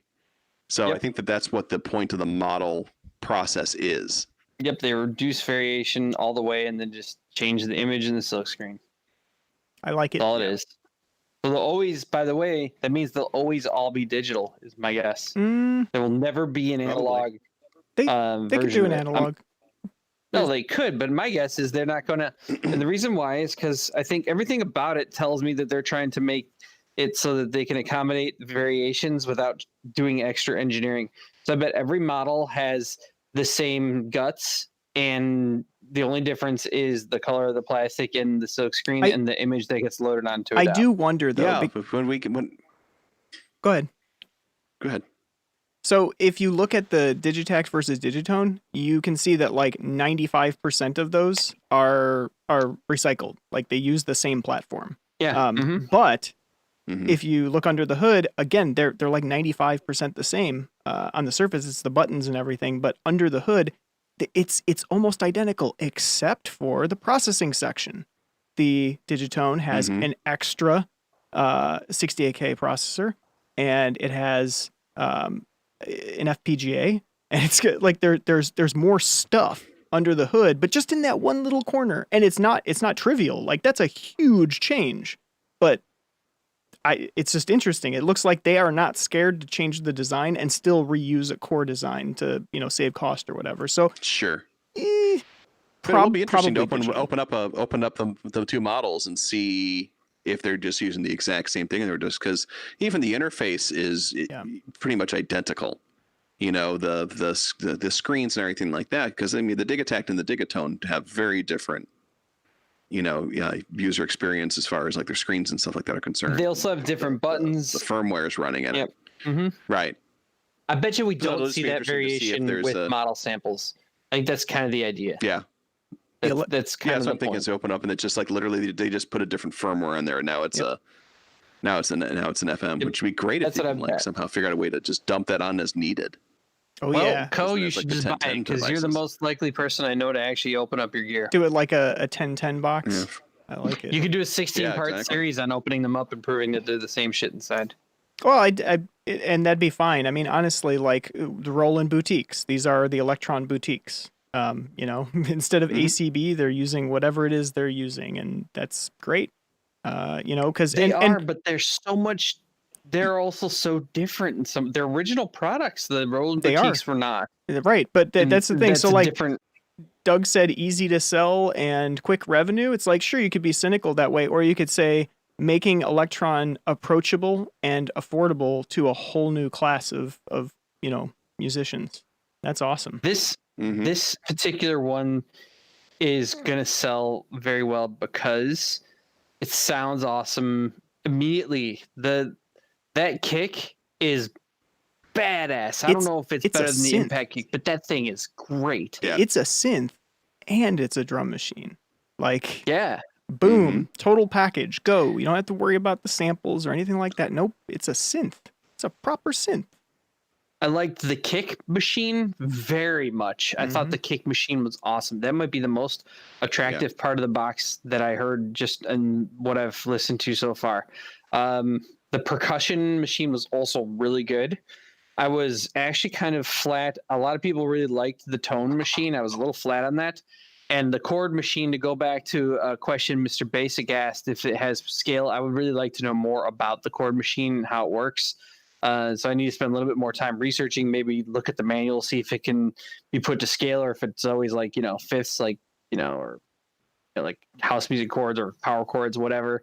How do you choose the intervals? Can the intervals be locked to key? Those are important questions, I think, for that machine. I didn't really like the snare. The hi-hat sounded pretty good, but not anything too particularly special. But then again, I mean, we're talking literally day one of videos on this box. Overall, everything was still really good. Even the stuff that I'm not calling out as amazing is still really good. It still sounded awesome. But that kick, man, when you start to throw some FM sizzle onto there and throw some of that compressor on there, it sounded just awesome. I don't know if you caught it in any of the... Digitone makes the best sounding fucking kicks, hands down.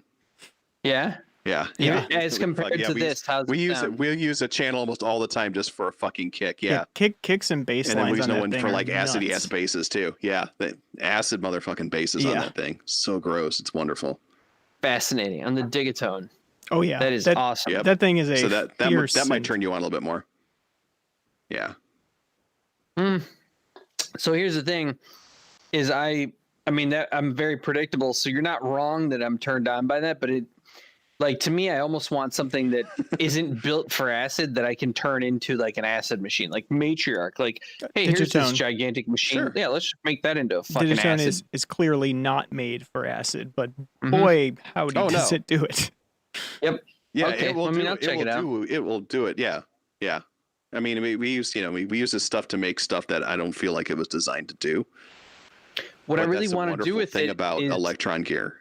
I kind of want to use it as a big FM poly. I want giant shimmery soulful chords like It does that too. You can do that.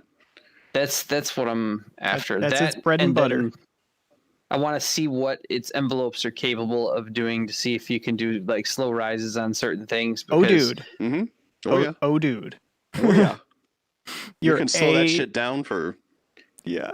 Your operator envelopes, your amp envelope, your filter envelope, like, go nuts. Yeah. So to me, that means Digatone is probably really good. It's a really good piece of gear. the cycle. It's all FM. But so I'm trying to understand what the implementation here is of the machines, and I think what that is the machines are kind of like hard coded sets of features. Mm-hmm. So like the algorithm is always the same on each machine, and then certain other things are already always present. Like there's gonna be a pitch envelope directly So settable on the kick machine. the algorithms are almost certainly not the same. But what they probably Right. are is they're not user serviceable. Like under That's the what I hood, mean, is, yeah, right, whatever it's doing, to it's change doing. A Yeah. machine, you get a different algorithm. Well, you get. Where Well, they got that. They think got it's probably that per color. patch. They got that color knob Mm-hmm. that changes. Changes per machine. And I'm wondering if that's like basically they hard coded like that 2% of what of making that particular FM synth sound good. Or And like just spread it across that knob, so you feel like you're doing something extreme when you're really just affecting 2% of the sound. yeah, or I you're think that is what it is. Yeah. that A Mhm. plus B / C knob on the digitone where it, you kind of wave crunch it and that thing. Yeah, that's kind of how I imagine they Yeah. probably implemented it. It's Yeah, interesting. that's how it feels. It sounds really good. It sounds very punchy, and it, it's really expensive. What, like $350 or something? Really inexpensive. I mean, Yeah, it's, $350. and let's also really quick touch upon the thing that I'm really excited about, and I know that Ko is very excited about as well, is that fucking battery pack. Oh my god, that battery! I gotta pull that up really quick. It's so cool. It's so cool. And Mario was telling me about that at Moogfest last year, about that thing coming out, because I was asking questions about power and everything on it. And then he was talking about that. It's going to be like a lunchbox, I think is what he called it. The lunchbox bar or something like that.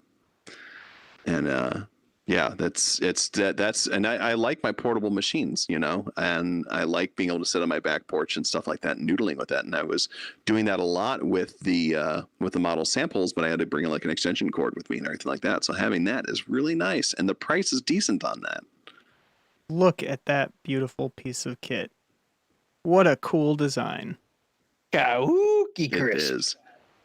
The battery is almost Even certainly. with that cable hanging off of it, I think it looks cool. Yep. Yeah. No, that thing is super Get some cool. right angles. And from what I hear, it articulates, so you could use it as a little kickstand. Mm-hmm. Yeah, and building the batteries right into the handle like that, great use of space. It looks good. It's simple. Yeah, how much are they asking for it? I think it's like $40 or something like that, Nice. American. It's That's not not even bad at all. much. If you have a samples or cycles, you need to have one of these. Basically, it's awesome. Absolutely. And then, yeah, and then that really makes that if you're playing a gig, you literally can just grab two of these, throw them in your backpack, and go. A MIDI cable and audio out, and one more audio cable, and you're probably actually good to go for a gig. pretty awesome. Mm-hmm. Yep. Well designed. All right, it's 11:05. Space station's currently flying over Russia. Just like Placido Domingo and an intern, it's flying over Russia non-consensually. Yep. You're really that pushing joke. that one. I'm trying to think. There's a better way to make that joke. Got to be like it, like the space station is helping Russia's career or something. I don't know. Something creepy ass like It's that. the casting couch of no, doesn't really work. Yeah, it's hard to get there. All right. Yeah. It is 11:06 Central Standard. I want to pivot. All right, with you guys. So first, I want to cover just what's going on this week. This week is, I mean, it's kind of like a normal week, but we do have some good stuff going on. So tomorrow, I don't know if he's still doing it, but information tracing guy is going to be going to Brad. Let's see. On Saturday, I should be running into Beat Theory, who should be back. Everything should be all good there. I'll be playing as well. I'll be back on my Saturday schedule. You're back on your Saturday? Cool. What are you doing? Anything special? I'm back on my Saturday. I'm doing the RPM to wrap up. Oh, okay. That's right. You have your other RPM wrap up. Yeah, the other RPM wrap up. That's right. Friday, as usual, it's probably going to be maybe Tatchet. I'm not sure, actually, about that. Hopefully. So Tatchet, Cincinnati, and A1 with Escape Velocity will be on Friday night. Let's see, Sunday it's going to be a normal range of people playing. So everyone from Greylark. Looks like Salvagnan's playing every single night, so you should never be without some synth goodness. And then come right back around doing here. 6 nights, he's saying. 6 nights? 6 nights of synths? He's doing 6 nights. So I think Sundays he's taking off, but I think he's... Oh, 6 nights with There's Salvagnan. one day where he's like... On Sunday, Salvagnan his stuff rests. is so good, man. So like, every time on Sunday, he rests. Like I was listening to it the other night, and you know, my wife Lori comes home and she comes downstairs and she's like looking at the screen. She's like, "When did Vangelis get into modular?" Like, first of all, this is why I married her, because she'll make those kinds of like things, say that kind of stuff, and then second of all, it's like, yeah, he does. That's what it sounds like, you know. His stuff is so beautiful, and people need to follow him. Yep. My wife makes me watch The Bachelor. And listen to his stuff. She doesn't talk about I also Vangelis much. just want to comment that I watched that Vangelis video finally. I had the tab open for quite a few days there, and I forgot what it was. Oh, I had to restart my computer, right? And so when all the Chrome tabs popped back open, I heard this music, but it wasn't the tab that I was watching. I'm like, where? This is spectacular. Where is this coming from? I'm digging through all my tabs, and finally I find it. It's Vangelis with like 400 foot pedals and like just a wall of little synth modules. I'm like, it is crazy. First off, he's one of us. He has a rig. Yeah. Yeah. Apparently, he never studied music. He just plays a real lot. And also, he never writes anything down, and he never sequences. Right. So everything you hear by Vangelis is literally improvised on that spot, that moment. And he plays it, and then that's that. That's how he does. Can I just put it on really quick a little bit? Yeah. Okay. Because if anyone hasn't checked this out, it's kind of amazing. All right, here we go. His notation is so bizarre. It is. Yeah, it makes no sense to me. I need someone to I need like a cryptograph. So yeah, check out this wall of what the. I mean, this is like something out of Lost. Like, what are those things? They select. He's famous for many things. They select patches. He just has lines and squiggles and like what? Apparently, he draws what they sound like to him. I love it. That's like the design of the sound that he wants is right there on that page. He drew that, and now he just has to find that on his weird rotating fucking preset custom machines that are built. And those things send program and sysac changes to like a bunch of synths that are not right here. Like, I think that a lot of it's like PCM. Too. Yeah, there's samplers. There's a variety of different synthesizers that those control. But I think mostly these days it's kind of he's got a pedal or two. Workstation-y.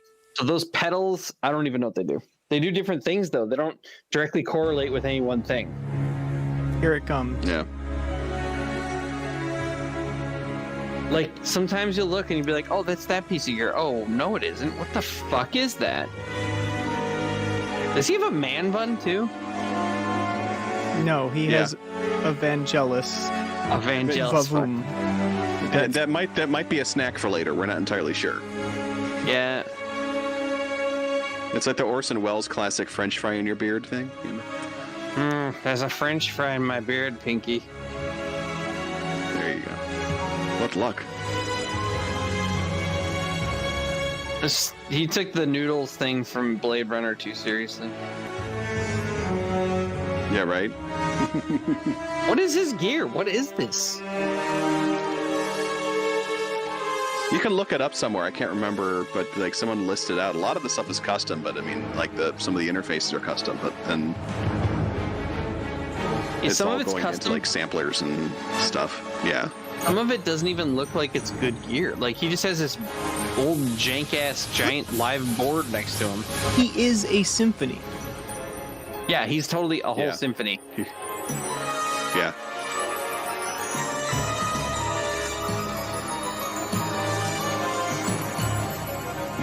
Like that PC, that is clearly very important. That PC, is that like an Atari?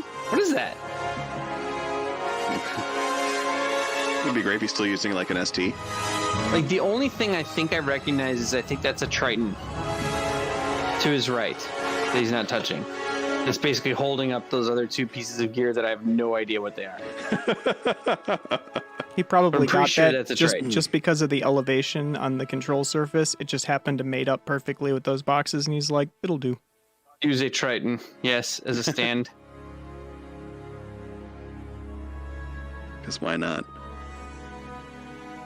John, it's an old Avalmac, huh? Is it like a Performa, like the pre also post Steve Jobs stuff? Yeah, he's amazing. Oh, it's a Pepsi Mac? Pepsi Mac, it's the Pepsi Mac. Is that what they call it on Apple boards? Is that like a known Yeah, term? that's what I call it. Because like the CEO was the former CEO of Pepsi. Of at that Pepsi, point. yeah. Mm-hmm. Yeah. So it's Pepsi Mac.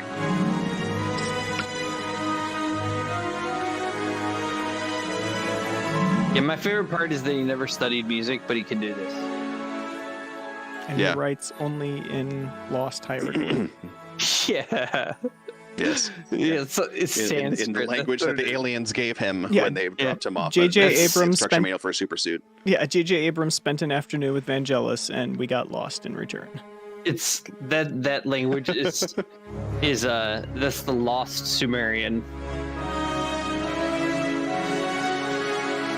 It's I what like the that on aliens top of gifted those- us. On top of those two, what the fucks? There's just like some fucking piece of rack here just sitting there doing nothing. It even has the ears on it. The fuck is that thing? It's probably like just a compressor that's taken like 0.1 dB off, Yeah.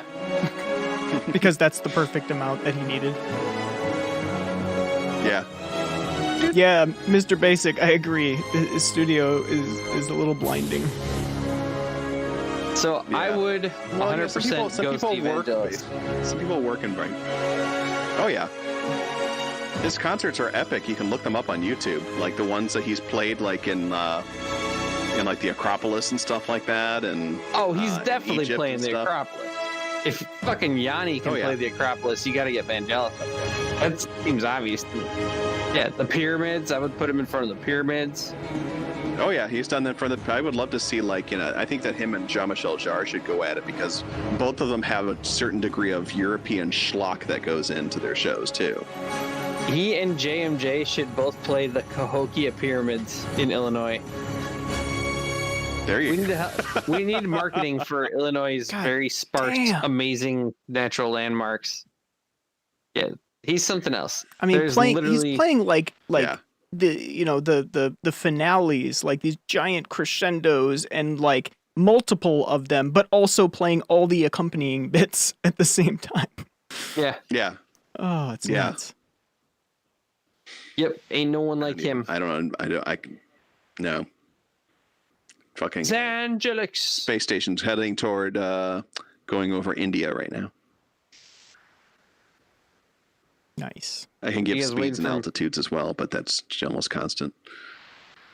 You guys waiting for me to make a joke about India? I ain't doing it. I don't need the India mafia coming after me. All right. Figure I gave you an opening. Yep. Gonna skip on that one. Please, Indian mafia. Yeah. Let Gave me you an live. opening like Kevin Spacey did with that. Never mind. Oh, Jesus. Jeez. Yeah. All right, let's do it. RPM time, huh? RPM? Huh? PM. All right, let's explain what is RPM and let's play some stuff that people in our world have done from RPM. It all gets loaded onto a website, right? So it's all accessible. Is that true? Sure.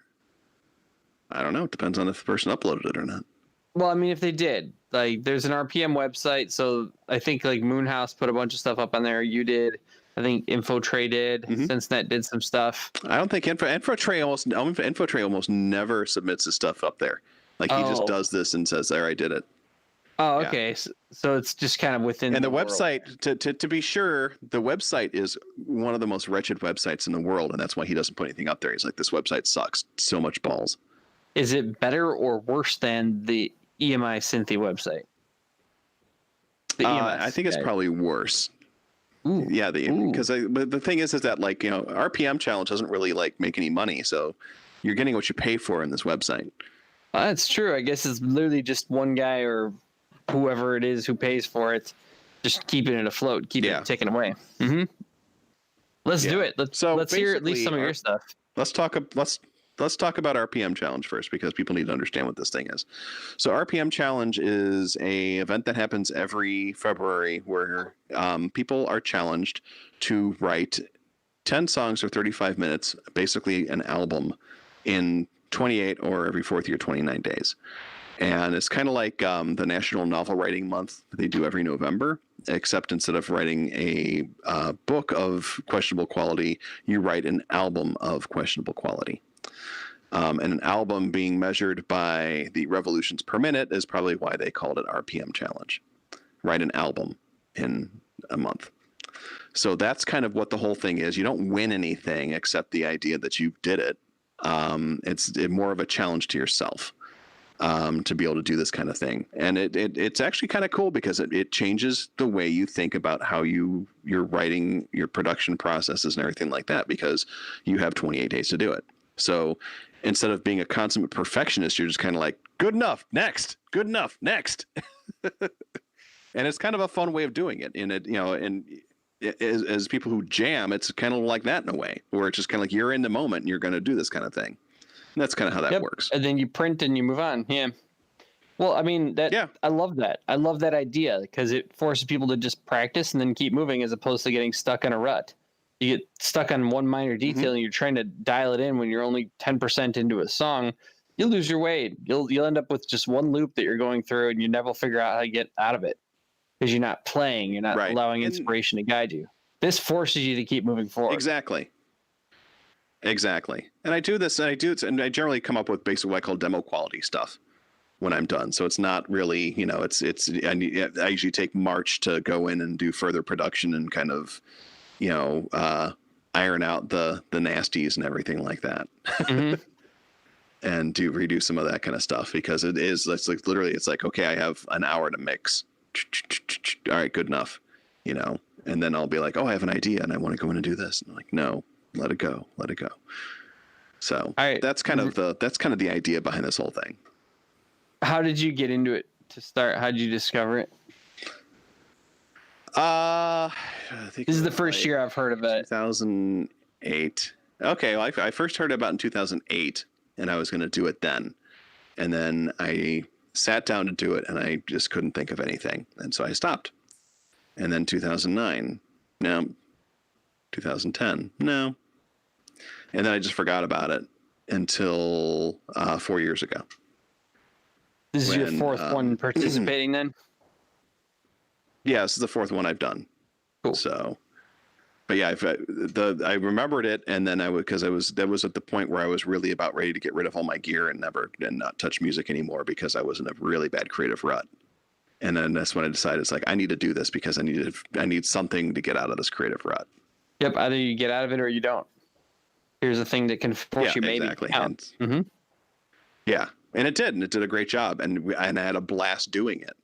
And so, there's a RPM challenge itself, and then I do challenges when I'm doing the RPM challenge for myself as well. So like the second RPM challenge, I'm like, I'm going to use a completely different DAW that I've never used before. And You ever so do the whole taught myself one big piece of weight. gear kind of thing? Well, this last one is I did everything. I did all the composing and arranging on the Deluge. And so I didn't use a DAW at all. And then I used the Peak and the Hydra-Synth as the other two pieces of gear. That sounds like a lot of fun. Force you to really learn a piece of gear because you're just staying within it as opposed to falling back onto the things you already know. That's Exactly. pretty Or just being like, or like, so many features because I have all this, I have 25 synthesizers in this room. And it's like, instead I'm just going to use these two particular, synths and then this piece of whatever you want to call the Deluge. Gear. Piece of dough. Yeah. A piece of deluge. A piece of deluge. A piece of deluge, as we call it in France. Deluge. A deluge. All right, let's but that hear was kind of something interesting because that pulled me away from composing music out of a DAW and doing it like on a piece of hardware, which is not exactly the most user-friendly thing in the world. As I found out while I was doing it. And then I was also able to find like the stuff that like worked and didn't work. Then I'm like, well, this is kind of buggy as shit. And then I'll like send it back to them. And the nice thing about the synth drum people is that they're really good about like talking to you about things that might not work correctly. They're friendly like that. Mm-hmm. So let me find a link and I'll send it over to you. While you're doing that, I have an image we could take a look at. Important image. Oh yeah. Incorrectly is the only word that when spelled right, it's still spelled incorrectly. Deep Thoughts by Randall Savage. Hogan. I love that they call him Randall Savage. Randall Hiss. Let's just gently let that soak in. Yeah. Sorry, I had to. Randall Savage. While we're waiting, Right, I will. This one's. I was just gonna. I'm gonna read one post from the RPM rant forum, which is pretty great. This guy named Sobayex says, "Why did I have to make that song alternate between 11/16 and 15/16 time signatures? It seemed like a good idea when the drum programming only took an hour." But then pretty much all of yesterday went to getting the bass line down, and it will be several hours more until the lead makes any sense. I think my next one will return to being a good old boring 4/4. I think that guy is sadistic. He's just trying to hurt himself. Yeah. Well, and you find after a while that you kind of become like a sadist when it comes to this kind of thing, and that's fine. Let's just put it this way. If that guy was from the American South, he would fly a flag that said, "Please tread on me." Okay, sorry. You've been waiting to use that one. Yeah. And are you going to lead us into Inside of Me? Sure. Inside of Me, right? I didn't name that one. It was originally called RPM 2. But I write synth pop music. I'm not an exciting, techno producer or anything like that. I like to write synth pop. It makes me happy. So I wrote this and I'm like, I want, and then my wife, who hasn't sung in a while, I'm like, can you sing this? And she's like, sure. I'm like, great, write lyrics. You have till tomorrow. And then that's how that worked. And so she recorded it and everything like that. And again, the mix isn't done yet. She's really loud in it right now and everything like that. But that's the whole thing. So yeah, that's that.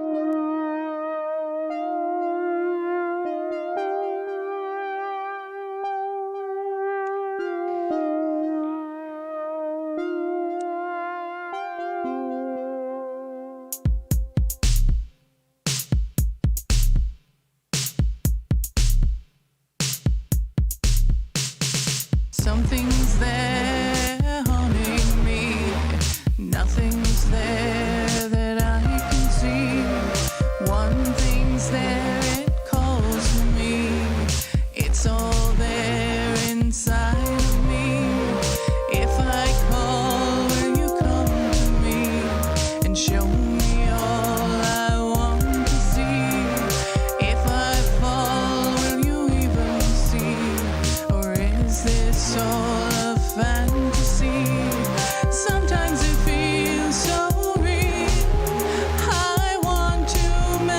gotta get a harmony right there, man. I wonder Oh, the second that comes in the second and third choruses. All right. There's a whole story behind her harmonies. Sometimes I feel such fear. Go for it, go. I want to make it disappear. It makes me cry. Can't you see? Don't want you here inside of me. Something's there following me. Nothing's gone, it's still with me. One thing's wrong, but not to me. It's all there inside of me. If I crawl, will you come to me and take all this pain from me? If I call, will you still hear me? Or is this just a fantasy? Sometimes it feels so real. I want to make it disappear. I wonder why can't you see? I want you here inside of me. Sometimes I feel such fear. I want to make it disappear. It makes me cry. Don't you see? Don't want you here inside of me.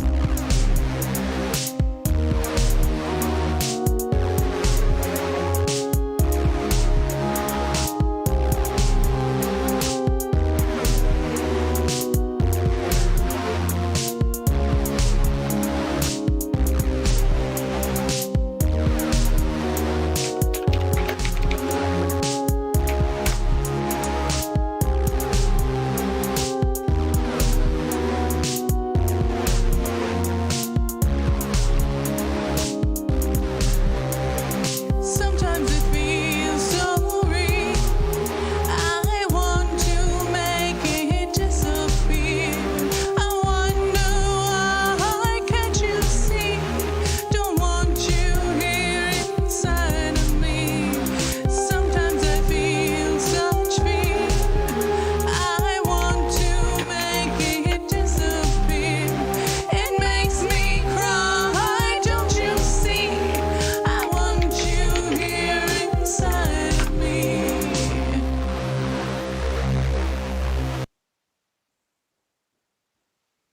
Nice. So yeah. So that's a song about being possessed.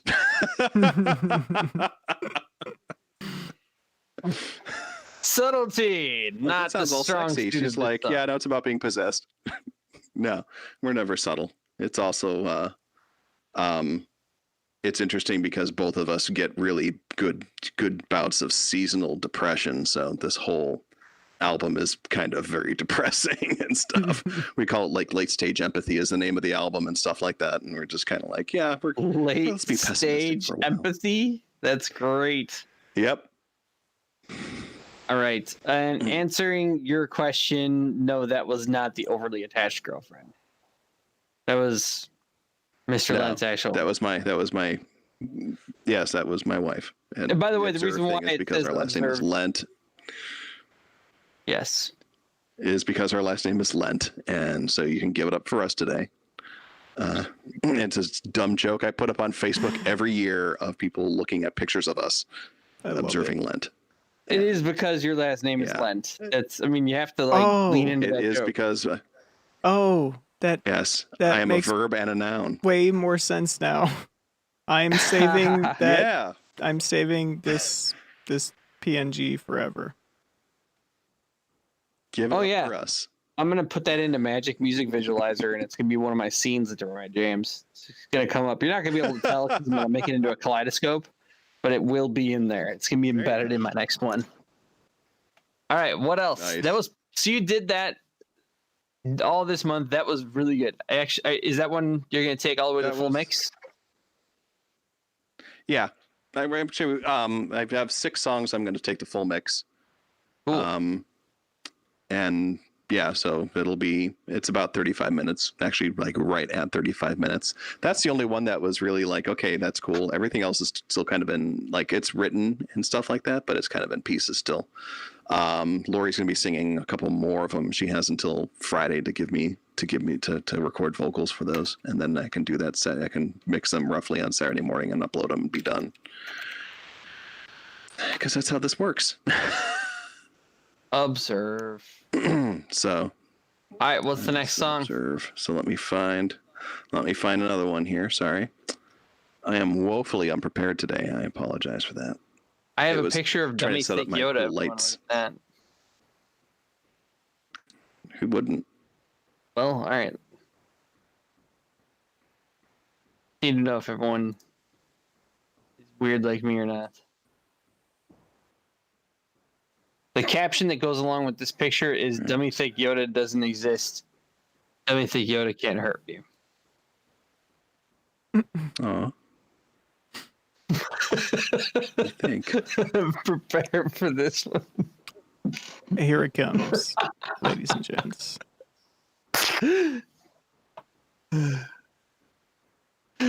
Yeah. That's some yodel booty clapping right there.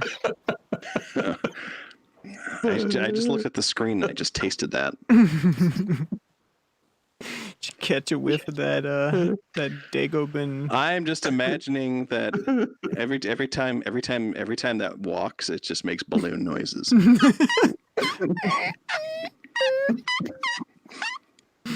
Oh, that's so great. That's my favorite sexy noise ever, is that any chance I can get to give people that image. Oh, Space Station is over Australia again. Woo! So this is, I assume, the title track. So next song, this is the title track. It's all instrumental. I'm not sure if there's going to be lyrics on it or not. At this point, I just told Lori, if you want to put lyrics on it, that's cool.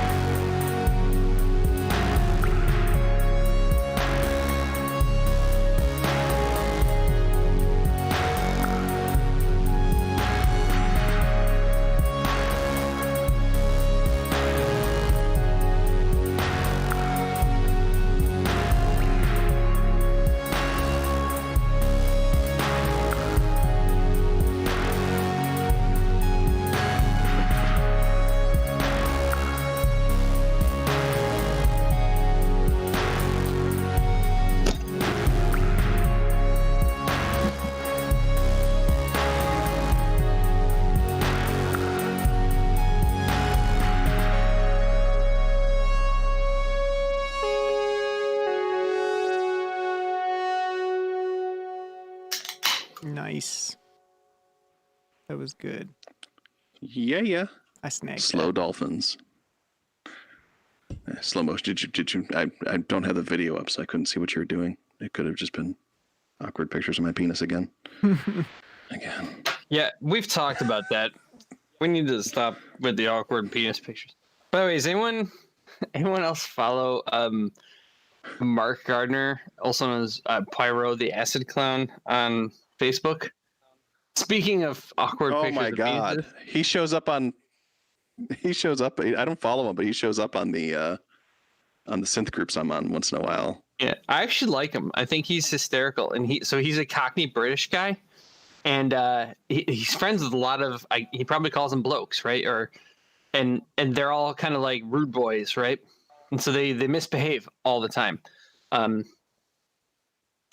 he started this thing where it's like people taking pictures with their like synthesizers in front of their junk, and that's the whole picture. And like he's got like 40 pictures from people right now doing that, and some of them are like sometimes it's like, dude, that's a Volca. Like, wow, you are showing a lot of your skin right there.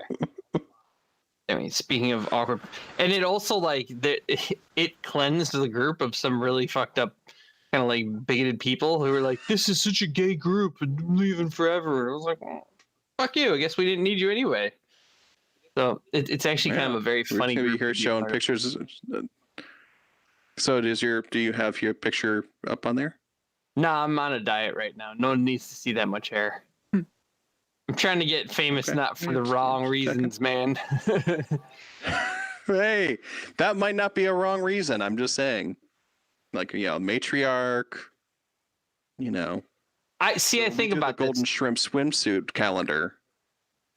I'll just wear a swimsuit. I think about this, and I think if I use the matriarch, that would be like symbolically not cool, because it's like, hey, here's the matriarch. Look at all the symbolism of the matriarch. The matriarch, it's the mother is running things. It's brings a whole different philosophy. We live in a patriarchy. Oh, the thing you're gonna do with your matriarch is you're gonna take a picture of it like behind your dick or in front of your dick. That's kind of wow. I would say if it's behind your dick, then Yeah, it was fine. So, but I mean, at the same token, though, I mean, it's very Freudian. Yes, I mean, there's that. I just don't know if I want to go there with my art, I guess you could say. I think it'd be funnier to do it with like a Timberwolf or something. If I had one, that'd be funnier. That's more Jungian then, or maybe Reichian. It's definitely more Jungian, yeah. Or let's see. I don't know, I think with it's the Reichian. base It would definitely be station. like a modular. I just don't know if there's any piece Just of gear do it with your other than modular. my literally, empty like, modular have rig. One module in there. It symbolizes my love for my wife. I'm a one-woman man. Behold my one module. There you go. Yes. Yes. This Amongst is the emptiness of this device. dating tips from two actually very stable people on Gear-Splaining today. Use your empty modular as a metaphor for your love life. There you go. What else we got? Been on the Valentine's Day episode. Yeah, right. Well, I got a whole year. Music wise, that's all I got on there right now. The other day we were talking about I got powering. lots of. Go ahead. No, go ahead. I'm going to change topics, so please continue. Oh, okay. No, I was just saying everything else. I have a lot of work still to do with the other ones. So that's all the music I have for tonight. I'm posting up some pictures that we can share. That was good, and it was a good. It's a good motivation to get into it, because that sounds like fun. Yeah, it's like I said, it's a lot of fun. It really definitely opens your eyes about how you make your music and everything like that, and why you make your music and everything. And puts all these goofy little challenges in when it comes to doing that kind of stuff. And I'm hoping that we can Saturday, hopefully we're going to have some more folks on than just myself that have also gone through and done this, and we'll be talking about what we've done and why we did it and everything, and listening to not just my stuff but everybody else's as well. And thank you, Blackpool, for the compliments. I appreciate it. Awesome. So we. All right, so we talked about what was it on in the Gear-Splaining channel. We talked about a getting the Digitone or Digitact battery powered, right? Yes. And so I just wanted to show somebody who's actually done it. And in fact, this was clever. I'm just going to put this image up really quick from a YouTube video. He put a big enough cell in there that he went ahead and made the output jack. Also, it's a charger jack, and it's also when it's on battery power, outputs power. So he can plug in another unit to it, such as the Octatrack. And how much time does he get with Octa and Digitact? With Octa and Digitact, 2 hours, with everything plugged in. That's pretty awesome, though. Yeah. And so, That's and to not give you an bad. idea, so he put the cell that's in there, or the cells that are in there, it's 3 cells. He gets 5 hours on the Digitact alone with that. In its very narrow voltage range that it'll operate. And look at how little space that takes up in there. So he could have Fantastic. actually packed in a little more, huh? Oh yeah, you could totally pack in tons. I think I did the a quick little assessment on it, and for around $50 bomb cost, I could probably get to about 12 or 13 hours. And That's kind of awesome. and not touch a single thing inside. Like, you have to do that. That It's would got so take much away room. like Amazing. you need to do that, and then you need to turn it into your own Devilfish mod and charge $1,000. well, and then further, it looks like people goaded him in the Electronauts forum to go ahead and do it to his Octatrack as well, and so he did. Dude, there's totally room in the Wow. Octatrack for that. That's yeah. awesome. Oh yeah. I think all the Electron boxes, except for the analog ones, are pretty spacious inside. So yeah, pretty cool. That is awesome. Wow. And of course, That's the brilliant. Electronauts forum goaded him into doing something Hmm. because that's exactly the I'm kind of surprised they weren't like, you shouldn't be doing that. Oh no, they were. Yeah. Yeah. Oh, lithium-ion batteries, they can explode when they get below their standard charge level of 3.7 volts. You just never know, man. And then they're locked inside an expensive metal box. It's just going to destroy your synth, man. What are you doing with your life?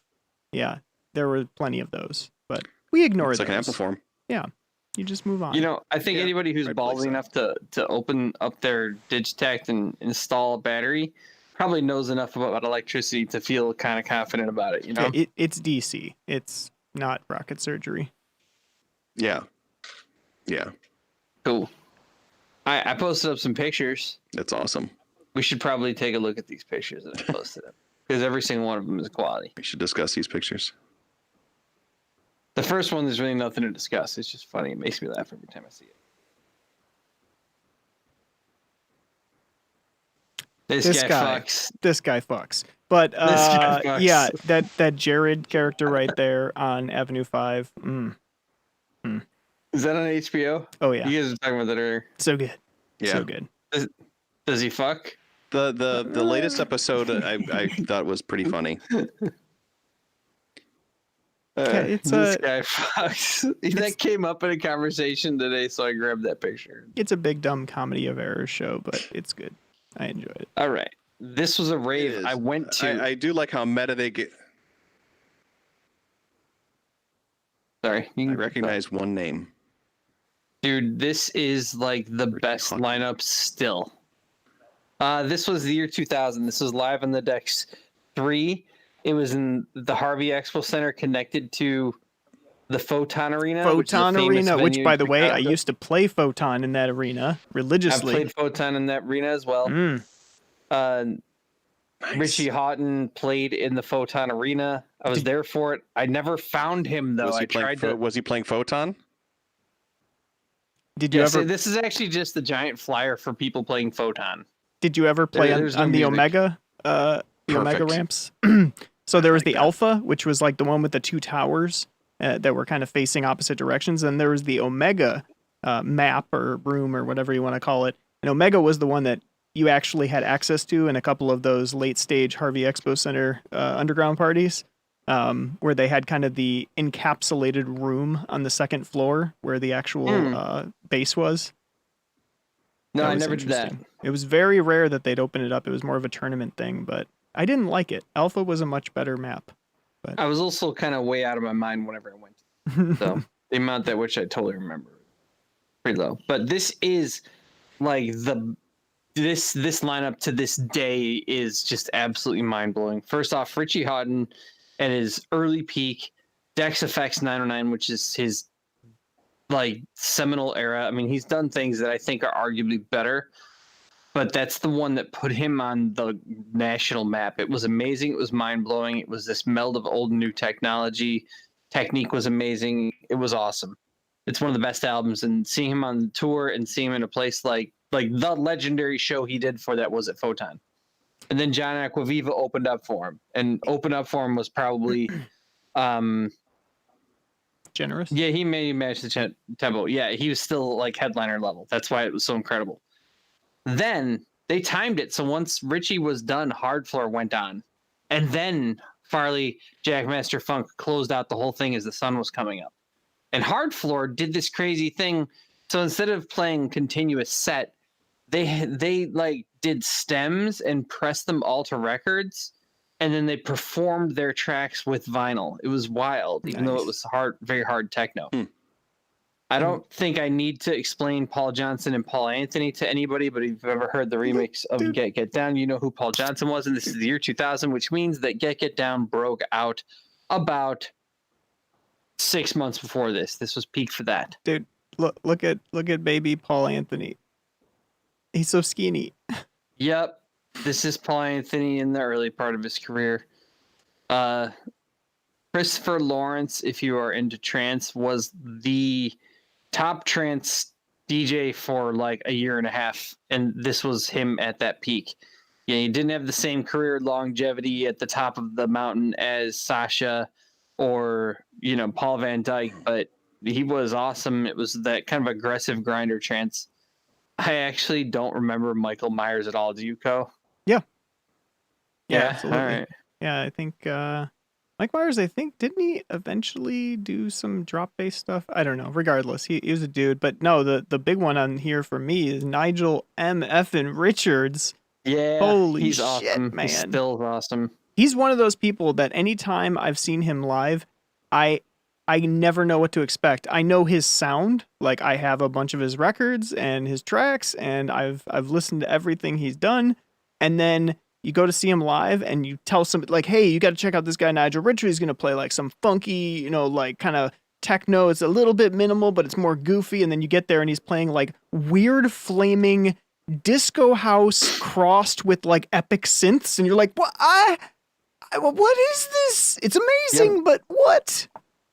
It's back when like guys found such rare records and only they would have them because they're the only person who discovered this record in a pile in a record store somewhere. And now that whenever someone finds something good, it immediately explodes in sales for a week or two and everyone has it.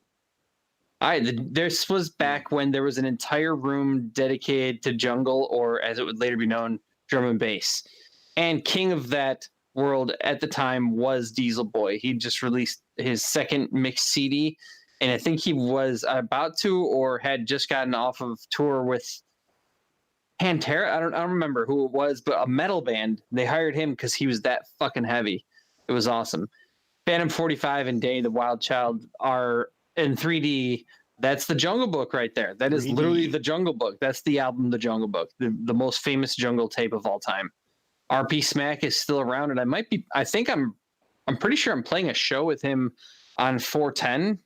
Me and Edmund are playing a Ben Donahoe show. He's in a band called JC Hanna, something like that. I'm pretty sure that's RP Smack. Look at Young Fonz de la Moda. I think he's on here because I'm pretty sure it was him and his friends who threw this show. And I'm pretty sure that's the case, actually. Look at the little bottom billing, or no, after hours and pre-party. So you had scroll down on it so everyone can see. That's easier said than done. Oh, come on. There you go. Come on. Come on. Come on, OBS. Come on. You can do it. So yeah, they got There we go. There we go. Just One at the after party. Interesting. Well, And Skip. Dude, he's like at the bottom of the level. Just One was at the time a full blown headliner. We're talking just below Frankie Bones, like part of that whole crew. Just One was huge, and look at him. He's like all the way down there. It's almost like weird. See, I must have missed the Just One thing. Like, he was always big in the scene, but he was always like the weird club guy. And then he had his what was it? His record store that was up in Wisconsin. Yeah, And it was just it was in Rockford. That's right. Yeah. It's all the same shit. So he had the people groove eating shop, cheese. and he was really tight with a lot of those originals, and so he played all those same shows. And then the reason why you thought of him as a club guy is because once he established himself and opened up the store out in Rockford, he only played like gigs where he would get paid for real, and that tends to be more like kind of club gigs. Yeah, I have been to that record shop after hours quite a few times, and it was always a good time.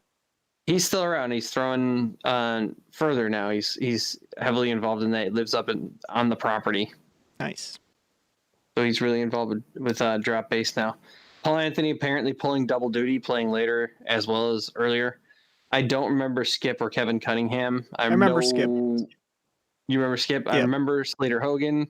I don't remember Bob Adab.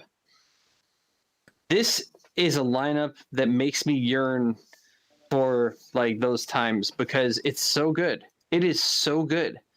And you don't see promoters put stuff together like this anymore. And you really haven't since this show, or maybe the next one. The following year, they did Live on the Decks with Armand Van Helden, Rabbit at the Moon. Yeah, there were a couple of really good ones, kind of around this same time. The one that pops to mind was, do you remember Cold Chillin' with Vanilla Ice? Yes, I do. Mm-hmm. Okay, and then there was one, I think, right before that called Bump, that had the flyer had like a hazard sign, like a road bump sign. But that one had Bad Boy Bill versus Richard Humpty Vision on this main stage that would just blow your fucking mind. And this was like in 2002 or something.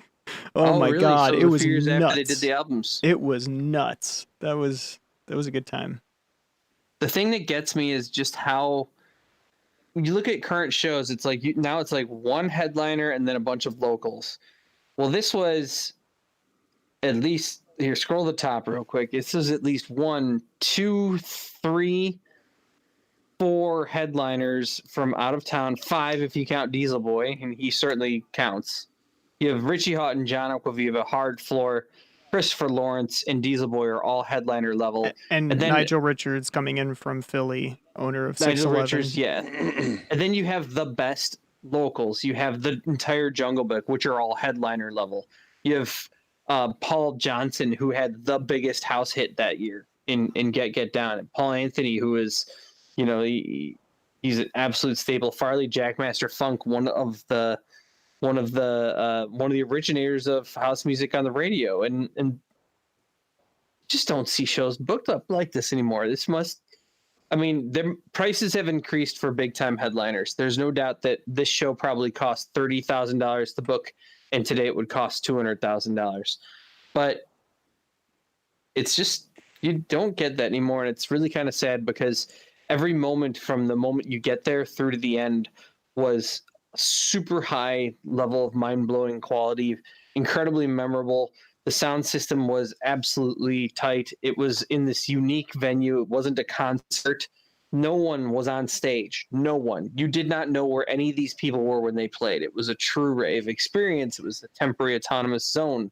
You could not find Richie Hawtin because he wasn't standing on a stage giving a concert. Bump, which happened very close to there, was actually the first time that I think that was one of those moments where you went like, oh, they're turning it into like a concert now. Yep. Because, yeah, they had this ballistic stage. It was nuts. Like, the lighting was just seizure vision. It was amazing. But then still, you go into the back room, which was normally the jungle room, and it was just a folding table with, I forgot his name, but he was fucking amazing. At the time, he was just kind of nobody playing in the back room, but damn. Yeah, good stuff. Yeah, the following year, the main stage for Live on the Decks, it moved to the Donner at Sterling Convention Center. and the main stage was Rabbit in the Moon. Now, Rabbit in the Moon gets to be on a stage because they're Rabbit in the Moon. They're a much different thing. I don't know if you're familiar with them, Andrew, but they're a very, very ornate live show with a huge stage that they bring along with them. And then Armand Van Helden, Cirrus, and KRS-One, but they were all on a stage, so they were giving a concert, even though it was like a DJ show. And that was the first time I had really seen it change from the old format where the DJ happened to be playing the music and providing the music, but they weren't giving a performance, to now treat them like they're giving a concert. It was almost like jarring and it changed it immediately because as soon as you put them on stage and point the lights at them, every single head goes and looks towards them, and now they're giving a show. Yeah. Yeah. Whereas prior to that, you cared very much still about who the DJ was, but you didn't even give a shit to look at them. You never tried to find them and right. And instead you had your own adventure while they were playing. You had your own experience. You found out a corner to dance. Right. It's not exciting. And so no matter how many times you do this, it's not exciting. Yeah, no one needs to watch you actually do it because it's not something to watch. Instead, you're left to do what you need to do, which is tune the room so that the experiences can be held to a certain degree. It was prior to business techno because it was literally rave. And no one was looking the same way. You didn't have a bunch of people. So instead, you end up looking at each other and you start having interactions with the other people there. And you meet people and you foster an entire scene around that. You get a different result than you got before. This is a real rave. This is also one of the best raves. And it has one of the most solid top to bottom lineups possible. I didn't even live in Chicago at the time. I was at school at Kansas and I came up here for it. Anyway. I swear it's almost like that bump event like never happened. I have tried so many times to find a picture of the flyer for it, and I remember it perfectly. And I bet you that Bill's wife has it. I should just hit him up. Never mind. All right. Speaking of concert things, like I know that Kraftwerk is coming to town. I think in July in Chicago. Which, if you've not caught Kraftwerk, it was the best 2 hours of. They are going to be here in July. Not move an inch. I asked. Yes. I think I posted up about it in great concert, like a private room. Well, then I'm going. Co and I are planning to go. Yeah. Go. If you're coming up, good. We'll go with you. They'll give you 3D glasses. All their entire screen show, their backing videos all in 3D. Cool. So that's kind of slick. It's at the Aragon Ballroom. And then I know that. Oh, okay. That's a nice place. Aragon Ballroom is an awesome venue. And then it's like Chicago's best mid-level venue. Ballroom. It's gorgeous. Yeah. The sound system rocks. It's like I'm probably gonna really go big, see them. but also not too big. Yeah, I'm probably going to go see them up in Detroit because they play at the Masonic Hall up there, which is a great venue to see a band. And you have other business at the Masonic Hall, though. Yeah, you have assignments. You have assassinations to make. Really. Well, there's that, but that's everywhere. And then New Order and the Pet Shop Boys are also coming around. I would go see New Order. As a synth pop nerd, that the Pet Shop Boys, New Order, and Erasure are like the holy trifecta for me. So that's like 2/3 of them in one place. Yep, Erasure was my that was my gateway drug into that planted the seed of synthesis. I want to go see Kraftwerk, not because I have a huge reservoir of love for Kraftwerk. I understand their influence, and I absolutely appreciate their pioneering nature. At no point did I ever have. It's similar to JMJ actually. At no point did I ever put the CD in and go to town and develop like that the actual connection with the music they put out there. On the other hand, they are a 50-year-old band. They're important. They're linchpins. They innovated this thing that I absolutely love. I love my kids, my family, my wife, my life. And the passion in that is this thing that they were instrumental on the actual music side of things. And that's where I come from. I love the gear. Sure. the gear is the tool that arrives at the Right. music, and they were the ones who said, "Here's how to take the gear, and in this new way, apply it in a new way." They were. You gotta give them. Now, this granted, it's only giant one amount of credit. the original members in Kraftwerk now, but I mean, yeah. There's a connection. But there, no, though. absolutely. And It's I not think like that's- I seeing mean, Pink Floyd, where there's literally yeah, no original and I think that members that's left. right. I think that's an important thing about that kind of thing is it's just like if you're into electronic music, then you really kind of owe it to yourself to if these roots bands come around, it kind of does like kind of owe it to yourself to go and see them. Pay I've tribute. seen Kraftwerk twice, and I've had a great time. Both of them. I mean, I'm also a big Kraftwerk fan too. I love their completely emotionless, poppy tunes. They make me feel dead inside, and I love it. And I used to cover it in my synth pop band. We did a cover of Radioactivity, which was a blast to do, with vocoders and all this other shit. But yeah, it's a good time. It's cool seeing how. Yeah, right. It's cool seeing trying to figure out how the fuck they're doing everything up there. And it's a good show when the 4 German dudes don't move, but the robot versions of themselves dance more than they do. And that's kind of a cool thing. I'm excited to see it because I want to pay tribute to it. I don't think I'll walk out and be like a giant fan either. It's about like feeling that connection to the past. If Tangerine Dream came through, I would probably want to go see them as well. Right. Important. You come out of there entertained, at least. Mm-hmm. Yeah. Appreciation for they put on a good show. Forebears. Then there's And they so Tangerine Dream, by the way, is like an infinite band. Apparently the way they hire and bring people in now means that if they just keep that up, they will forever exist because they don't have any original members anymore. I know that Ulrich Schnauz is part of Tangerine Dream. I don't know who Ulrich Schnauz is. I do. And that's you do? Oh, yeah. Look him up. Yeah, look him up. Yeah. So I have some questions about this. Yeah, we use his music at our wedding. Nice. Neat. I have some questions about this image here. So first of all, what's this? What is that? So the artist who does stuff for Moog, if you bought a Moog synthesizer recently, chances are you got a wonderful insert that had a piece of art, and this is the artist that does that. So for not Moog, but for himself, I think his name's Kevin Platt. He started posting. He posts up a lot of things, and they're really provocative, and some of them still have a musical theme, even though they're not necessarily Moog. And this particular one is that.